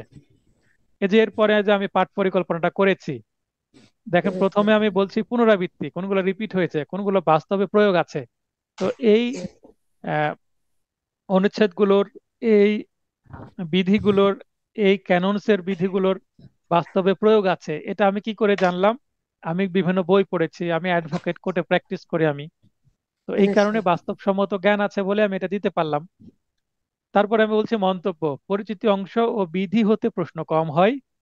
অপরদিকে বর্তমানে অনুচ্ছেদ ও ক্যাননস থেকে বেশি বেশি প্রশ্ন হচ্ছে। এটা দ্বারা কিন্তু আপনাকে অনেকটা ইঙ্গিত দিয়ে দিয়েছি যে কোন দিকে জি আপনাকে স্যার। নজর বেশি দিতে হবে, তাই নয় আমাদের কি? প্রথমে ইঙ্গিত পাইতেছে স্যার, নোট তো খুলিয়ে। দেখেন, তারপরে আমি বলছি পাঠ পরিকল্পনা 2023। এই যে পাঠ পরিকল্পনা বলতেই সাজেশনকে বোঝানো হচ্ছে। তো এগুলো জি আপনাকে স্যার। পড়তে হবে। এখন এই যে সাজেশন আমি কিভাবে করলাম, এটা কিন্তু আমি কোনো সিক্রেট কোনো রেসিপি না, বা কোনো দেখাচ্ছে ওহি নাজিল হয়নি আমার উপরে, বা জি গায়েবী স্যার। কোনো কিছু নয়, জাস্ট উপরের বিশ্লেষণ থেকেই আমি সিদ্ধান্ত নিয়েছি যে হ্যাঁ এগুলো পড়লে আশা করা যায়। এখন এটাই, এই এই পাঠ পরিকল্পনা যদি ফেল হয়ে যায় তার অর্থ কি? যে প্রশ্নটা একেবারে মানসম্মত হবে না। এখন যদি বাংলাদেশ বার কাউন্সিলের প্রশ্ন, বিগত সালে যে প্রশ্নগুলো আসে, যে সেকশন থেকে আসে, সেগুলো যদি বাদ দিয়ে এমন সেকশন যেগুলো কোনো দিন আসে না, সেই সেকশন থেকে যদি 80% প্রশ্ন করে, তাহলে তো পাশ করাটাই টাফ হয়ে যাবে, তাই নয় কি? জি স্যার। কিন্তু স্যার মানসম্মত প্রশ্ন হলে মানসম্মত প্রশ্ন হলে কিন্তু দেখা যাচ্ছে যে আমার নোট থেকে 70+ খুব সহজে আপনারা পেয়ে যাবেন কমন। আর প্রশ্ন আছে স্যার আপনার? একটু, স্যার 43 পৃষ্ঠাটা দেখবেন, এক এক নম্বর এবং 2 নম্বর প্রশ্নটা স্যার। স্যার, এক 43 নম্বর, পৃষ্ঠা MCQ। 1 নম্বর। জি স্যার। চেয়ারম্যান স্যার, কর্তৃক, চেয়ারম্যান কর্তৃক, তফসিল। এটা বিধি 3-এ বলা আছে, তার মানে 45 দিন। জি স্যার, আর বার তফসিল আছে, কাউন্সিল নির্বাচনের, নিচে কিন্তু নাই স্যার। হ্যাঁ এখানে প্রথমে বলা হচ্ছে চেয়ারম্যান কর্তৃক, আবার তফসিলের কথা বলা হচ্ছে। জি হ্যাঁ, স্যার, তাহলে তফসিল নিচে হচ্ছে তো। 45 দিন। আর বান কাউন্সিলের নির্বাচনের জন্য কমপক্ষে কতদিন পূর্বে নির্বাচন সূচি প্রকাশের বাধ্যবাধকতা আছে। এখানে কতদিন পূর্বে নির্বাচন সূচি, এখানে 2-এ বলা হচ্ছে খ এখনো 45 দিন, তাহলে যেটাই তফসিল সেটাই কিন্তু নির্বাচন সূচি। হ্যাঁ, দুইটাতে এটা কিন্তু বুঝ- 45 দিন। তফসিল বা স্কেডিউল,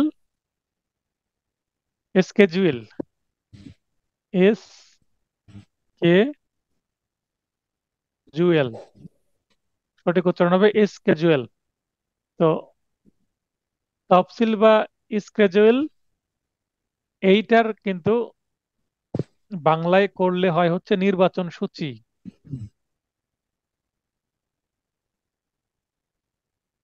ঠিক আছে, জি নির্বাচন স্যার, সূচি, দুইটারই উত্তর কিন্তু হবে খ 45 দিন।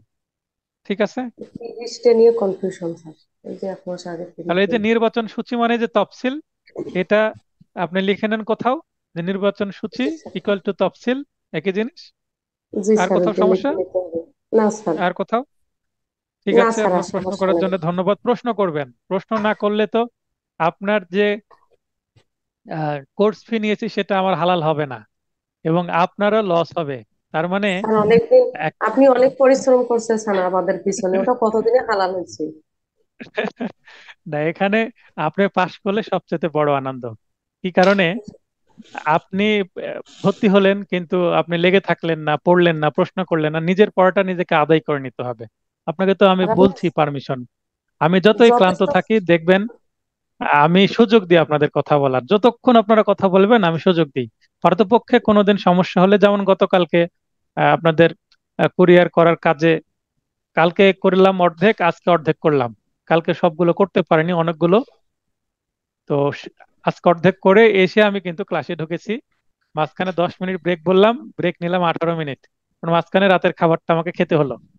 কারণ আমি জাস্ট বাসায় ঢুকেছি 9টা 17 মিনিটে, 13 মিনিট সময় ছিল হাতে। ফ্রেশ হলাম, ড্রেস চেঞ্জ করলাম, কম্পিউটার অন করলাম, এই ট্রাইপডটা সেট করলাম, সবকিছু অ্যারেঞ্জমেন্ট করতে তো একটু সময় লাগেই।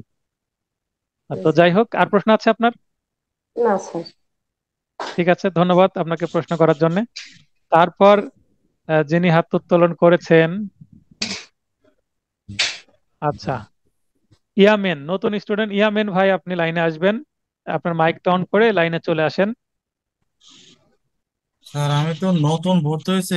আমি তো কোনো নোটও পাই নাই, কোনো ক্লাসও করে নাই। এখন 6 মাসে আপনি যেগুলো ক্লাস করেছেন সেগুলো তো একটাও আমি শুরু করতে পারলাম না। তাহলে তো আমার ফেল করা ছাড়া আর কোনো উপায় নেই। এখন বুদ্ধি কি একটা দেন তো, এখন কিভাবে কি করবো? এই প্রশ্নের উত্তর এই ক্লাসে না, আপনাকে আলাদাভাবে দিয়ে দেওয়া হবে। আপনি জাস্ট বোঝার চেষ্টা করেন কি চলছে লাইভ ক্লাসে। আজকে যে 5 নম্বরের ক্লাস হলো, এখান থেকে কিছু বোঝা গেল? 42টা বিধি মনে রাখার কোনো শর্টকাট টেকনিক আছে? মনে থাকে না 42টা যে বিধি, অন্যগুলি তো পড়ে মনে রাখা যায়, তো 42টা বিধি এই পড়া। যে এই যে এই যে একটা শব্দ বললেন, শর্টকাট, এই শর্টকাটের দিকে ফোকাস করা যাবে না। ফোকাস শর্টকাটে থাকা যাবে না। যদি কোনো জায়গায় শর্টকাট পান সেটা বোনাস। এখন আপনি যখন কেউ যদি চাকরি করতে যায়, চাকরিতে বেতন কত সেটা জানতে চায় না বোনাস কত সেটা জানতে চাই প্রথমে? বেতন কত? বেতন কত। তাহলে মূল পড়াটা না পড়লে আপনি বোনাসের আশায় যেমন চাকরি করবেন না, বেতন আপনাকে দিতে হবে।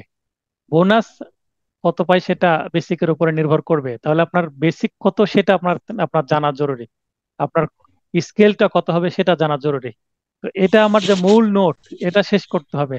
আপনার প্রথমে যদি মাথায় থাকে শর্টকাট, শর্টকাটের মাধ্যমে পাশ করব। এই মুহূর্তে আর বাংলাদেশ বার কাউন্সিলে এনরোলমেন্ট পরীক্ষায় শর্টকাট পদ্ধতিতে পাশ করার কোনো সুযোগ নেই। আর শর্টকাট পদ্ধতি যতটুকু দেওয়ার এক্সট্রা নোটে আমি দিয়ে দিয়েছি। তবে শর্টকাট পদ্ধতির প্রতিটা নিচে আমি লিখে দিয়েছি যে বারবার বুঝে বুঝে পড়ার ভালো বিকল্প নাই কোনো কিছু আয়ত্ত করার জন্য। আপনাকে বারবার পড়তে হবে, বারবার পড়লেই সেটা আয়ত্ত হবে। আপনার একটা বানর, একটা কুকুর, বন্য প্রাণী, তাকে যদি আপনি ট্রেন আপ করেন তাহলে সে কি করবে? আপনার কথা শুনবে। তো আপনার ব্রেনটাও কিন্তু আপনি ট্রেন আপ করলে আপনার কথা শুনবে, কিন্তু টাইম লাগবে। আপনি হুট করে একদিনে কিন্তু হয়ে উঠবে না। আপনাকে ইফোর্ট দিতে হবে, সময় দিতে হবে। একটা মানুষের সাথে বন্ধুত্ব করতে হলেও আপনাকে সময় দিতে হয়, বুঝতে হয়, সিচুয়েশন বুঝতে হয়। তো এরকম, তো আপনাকে আমি বারবারও বলছি যে শর্টকাটের আশায় থাকা যাবে না। এবং শহীদুল ল ক্লাসে শহীদুল ল ক্লাসেসে কোনো ম্যাজিক নাই যে ভর্তি হলে পাশ করা যাবে। এখানে আপনাকে কিছু দিক নির্দেশনা দেওয়া হবে, কিছু ম্যাটেরিয়াল দেওয়া হবে। আমি আপনার কাজটা অনেকটা করে দিব, কিন্তু আপনার কাজটা সহজ করে দিব, কিন্তু মূল কাজটা আপনাকে করতে হবে। আমি নোট রেডি করে দিলাম, আপনার টেবিলে পড়ে থাকলে হবে না, নোটটাকে শেষ করতে হবে। আপনি বলছেন নোট পাননি, হ্যাঁ নোট পাবেন আপনি। আপনি কোন জেলায় অবস্থান করছেন এখন? ঢাকা। ঢাকা। আপনি কালকেই নোট পেয়ে যাবেন। কালকে আপনার হাতে নোট পৌঁছবে। নোটটা পাওয়ার পরে আপনি নোটটা পড়ে দেখবেন অনেকের মন্তব্য থাকে, স্যার নোট অনেক ভালো লাগছে, আশা করছি যে ভালো কিছু করতে পারবো। নোট হাতে পাননি বলে একটু হয়তোবা এরকম মনে হচ্ছে। এক্সট্রা নোটের মধ্যে অনেক শর্টকাট বিষয় দেওয়া আছে, ধারা মনে রাখার কিছু কৌশল দেওয়া আছে। আমি কিছুক্ষণ আগেই কোন চ্যাপ্টারে কতটা বিধি আছে সেটা একটা শর্টকাট দেখালাম, দেখালাম কিনা? জি জি, দেখা যাচ্ছে। এখানে আবার আরেকটা বিষয় আছে, শর্টকাটটা আবার ডেঞ্জারাসও হতে পারে। আপনি যখন শর্টকাটে বেশি ফোকাস করবেন তখন সব জায়গাতে শর্টকাট খোঁজার চেষ্টা করবেন, তখন আবার কিন্তু হাল মানে হিতে বিপরীত হবে। আবার শর্টকাট মনে রাখার জন্য কিন্তু আপনাকে আলাদা সময় দিতে হবে। অর্থাৎ শর্টকাটটা আয়ত্ত করার থেকে যদি আপনি মূল জিনিসটা পড়েন, এটা অনেক সময় বেটার কাজ করতে পারে। অনেকে আছে শর্টকাট না, জাস্ট আমি পড়বো, স্টাডি করব, আমার এমনি মনে থাকবে। তাদের অ্যাটিটিউড মানে তাদের স্বভাবটাই এরকম। আর কিছু কিছু আছে যে না, আমি একটু শর্টকাট হলে মনে রাখতে সুবিধা হয়। তো আপনার ব্রেন যদি এভাবে ট্রেন হয়ে থাকে সেক্ষেত্রে আপনি করতে পারেন, কিন্তু একেবারে শর্টকাটে পড়ে থাকবেন না। ক্লাস বিষয়ে কোনো প্রশ্ন আছে? না, আমার নির্দেশনা কাছে বিষয়ে আপনাকে সাতটা আপনাকে সাতটা সাতটা সাবজেক্টের উপর মানে ইম্পর্টেন্ট ধারা সহকারে যদি সাজেশন দিতেন তাহলে এখন থেকে একটু ফোকাসটা ওই ওই ওই সব মানে সাতটা ইম্পর্টেন্ট ধারার উপর করতাম। এখন আমি একটা উদাহরণ দিই। নতুন যখন বিয়ে হয় মানুষের, বিশেষ করে মহিলারা বা পুরুষও, আপনি আপনার মনে করে দেখেন, যখন প্রথম শ্বশুর বাড়ি যান মানুষ পরিচয় করে দেয়, পরিচয় করে দেয় না যে কে কি হয়। তা আপনি নতুন ভর্তি হয়েছেন, আপনি দু একটা ক্লাস অবজার্ভ করেন কি চলছে, নোটটা হাতে পান, ঠিক আছে, এগুলো এমনি বুঝতে পারবেন। এখন আপনার সম্পর্কে হয় চাচা শ্বশুর, চাচা শ্বশুরকে যদি ভাই বলে সালাম দেওয়া হয় পরিস্থিতি কেমন হবে বলেন? ভালো হবে না। তার মানে এই মুহূর্তে আপনি বুঝতে পারছেন না কোন প্রশ্নটা করা উচিত বা কোন প্রশ্নটা করলে কাজের হবে। প্রাসঙ্গিক প্রশ্ন করার জন্য স্টাডি করতে হবে আপনার। এই এই সাবজেক্টটা আজকে ক্লাস হবে এটা আপনি তো জানতেন, জানতেন কি না? জি জি, জানতাম। এই সাবজেক্টটা কি দিনে পড়াশোনা করেছেন? আপনার এই সাবজেক্টে তো বই থাকার কথা। জি, মানে অনুচ্ছেদ করেছে, বিধিটা করা হয়। তো 46টা অনুচ্ছেদ পড়তে 1 ঘন্টা সময় লাগবে। বিধিগুলো আহ, বাজারে যে কোনো গাইডে কম দেওয়া আছে যে এই কয়টা বিধি করলেও হবে। আবার আমি ভিডিও দিয়ে দিয়েছি আমার আগের ক্লাসের, আপনি ইচ্ছে করলে ক্লাসে আসার আগে শেষ করে চলে আসা হতো। আমি হলে কি করতাম, যে আমি এটা আগে শেষ করব, শেষ করে আমার যেখানে যেখানে সমস্যা জাস্ট ওই জায়গায় আমি স্যারকে প্রশ্ন করে আমার পড়াটা আদায় করে নেব, তাহলে হয়ে গেল। আমাকে 2 ঘন্টা ক্লাসে বসে নাও থাকলেও হবে, জাস্ট আমি ওই সময়টুকু নিয়ে নেব। কারো যদি দেখা যাচ্ছে যে প্রথম থেকে নেক্সট না থাকে, ক্লাস থেকে তাই করবো না, ঠিক আছে। হ্যাঁ, এটা আপনাকে করতে হবে। কারণ আপনি যেহেতু পিছিয়ে আছেন, আপনাকে ইফোর্ট দিতে হবে 3 গুণ 4 গুণ। কারণ সবাই 10 মাস ধরে আমার কাছে পড়ছে অনেকেই। এখন 10 মাসের পর আপনাকে 1 মাসে যদি করতে হয় 10 গুণ আপনাকে চেষ্টা করতে হবে, তাহলে আপনি সফল হবেন। তো ঠিক আছে। আপনাকে আমি আলাদাভাবে সময় দিব, কাল বা পরশু দিন থেকে যারা একটু পরে ভর্তি হয়েছেন তাদেরকে আমি কিছু দিক নির্দেশনা দিব আমি, যেগুলোর জন্য একটু অপেক্ষা করতে হবে, ঠিক আছে? এক্সট্রা নোট তৈরি করার অনেক চাপ নেওয়ার কারণে আমার বিশ্রাম হয়নি ঠিকভাবে, এই কারণে আমি শুরু করতে পারছি না, 2-3 দিন সময় লাগবে। তো ক্লাস বিষয়ে কি প্রশ্ন আছে আপনার আর? না, না, না। আচ্ছা, ঠিক আছে, ধন্যবাদ। আপনি নিজেকে মিউট করে দেন। এবার লাইনে আসবেন দিশা আপু, লাইনে আসবেন। দিশা ম্যাডাম। হ্যাঁ, স্যার আমাকে ম্যাডাম বলবেন না প্লিজ। আপনি স্যার শিক্ষক, আমার ম্যাডাম বলে সমস্যা কি বলেন? আমি আসলে ওই টাইমটুকু ছিলাম না। প্লিজ প্রথমে বলছি পার্ডন মি। আচ্ছা, বিধিগুলা যে 11টা শর্টকাট আপনি পড়িয়েছেন, এটা কি আর একবার জাস্ট একবার একটু রিপিট করা যায় শর্ট টেকনিকটুকু? কোনটা? খুব বেশি সময় খুব বেশি সময় হলে দরকার নেই। আর ওই যে বিধি আছে যে কোনটা আমি মানে বুঝতে 42টা পারিনি। আছে। 42টা? হ্যাঁ, বিধির যে আপনি শর্টকাট একটা টেকনিক পড়ালেন না হ্যাঁ, হ্যাঁ। মনে রাখার, জাস্ট ওইটুকু জাস্ট একবার একটু রিপিট করা যায় কিনা? মানে 42টা যে, মানে 4টা চ্যাপ্টার আছে: ক্যাননস, প্রফেশনাল হ্যাঁ হ্যাঁ, কন্ডাক্ট কেন অ্যান্ড ইটিকুট, ইয়েস। এটিকুইট। হ্যাঁ, জি তো এখানে জি আমি জি। বললাম 4টা চ্যাপ্টার মনে রাখার সহজ পদ্ধতি হচ্ছে, প্রথমে হচ্ছে অ্যাডভোকেট, তারপরে হচ্ছে হ্যাঁ, ক্লায়েন্ট, ক্লায়েন্ট। কোর্ট, জি। এবং কোর্ট, শেষে হচ্ছে পাবলিক। পাবলিক। জি দেখেন, অ্যালফাবেটিক্যালি যদি চিন্তা করি আমরা, ডিকশনারিতে এ প্রথমে থাকবে, তাই এটা 1 নম্বর চ্যাপ্টার। তারপরে সি থাকবে, দুইটাতেই সি, তাহলে দ্বিতীয়টা কি আছে? এল আছে, এল আগে আসবে ও এর, তাহলে সি এল আগে আসবে, তাহলে এটা দ্বিতীয় চ্যাপ্টার, এটা তৃতীয় চ্যাপ্টার, এবং পি একেবারে লাস্টে আসবে, এটা 4th চ্যাপ্টার। তাহলে আপনি আচ্ছা। অ্যাডভোকেট, ক্লায়েন্ট, কোর্ট, পাবলিক, এটা অ্যালফাবেটিক্যালি চিন্তা করতে গেলে কোনটা হ্যাঁ, কত ভাগ করে চ্যাপ্টার এটা নিলেন। মনে রাখা সম্ভব। এটা একটা টেকনিক, জি এটা বোঝা গেল কি? জি জি। আচ্ছা ঠিক আছে। ক্লিয়ার আমি হয়েছেন আসলে এটা? আপনার ওই, হ্যাঁ হ্যাঁ, এটা বুঝতে পেরেছি। আর এমনিতে কি এটা সিরিয়ালি? হ্যাঁ। আর আপনি যেটা বললেন অ্যালফাবেটিক্যাল যে অর্ডারে স্টার্ট। আছে। হ্যাঁ, এটা হচ্ছে অ্যাবাউট, মানে আইনজীবীদের পরস্পরের প্রতি আচরণ, মক্কেলের প্রতি আচরণ, বিজ্ঞ আদালতের প্রতি হ্যাঁ, আচরণ, সাধারণ আচরণ। আর জনগণের একটা প্রতি হচ্ছে আচরণ। সাধারণ জনগণের প্রতি আচরণ। এখানে দেখেন যে এখানে কয়টা আছে? 11টি আছে। 11 ভাগ 1 11। সমান সমান, হুম, আমরা যদি 11কে 1 দিয়ে ভাগ করি, 1 নম্বর চ্যাপ্টারে 11 আছে, তাহলে হবে 11। হুম, তার মানে 11 1 দিয়ে বিভাজ্য। এবার 2 নম্বরে আছে 14টা, 14কে যদি 2 দিয়ে ভাগ করি হবে 7, এখানেও 2 দিয়ে বিভাজ্য। আর 3 নম্বরে আছে 9টা, 3 দিয়ে বিভাজ্য। আর 4 নম্বরে আছে 8টা, এটা 4 দিয়ে বিভাজ্য। আচ্ছা। এখানে দেখেন, খুব সুন্দর একটা কোইনসিডেন্টালি মিলে যাচ্ছে। জি। সুন্দর মিলে যাচ্ছে না? হ্যাঁ হ্যাঁ।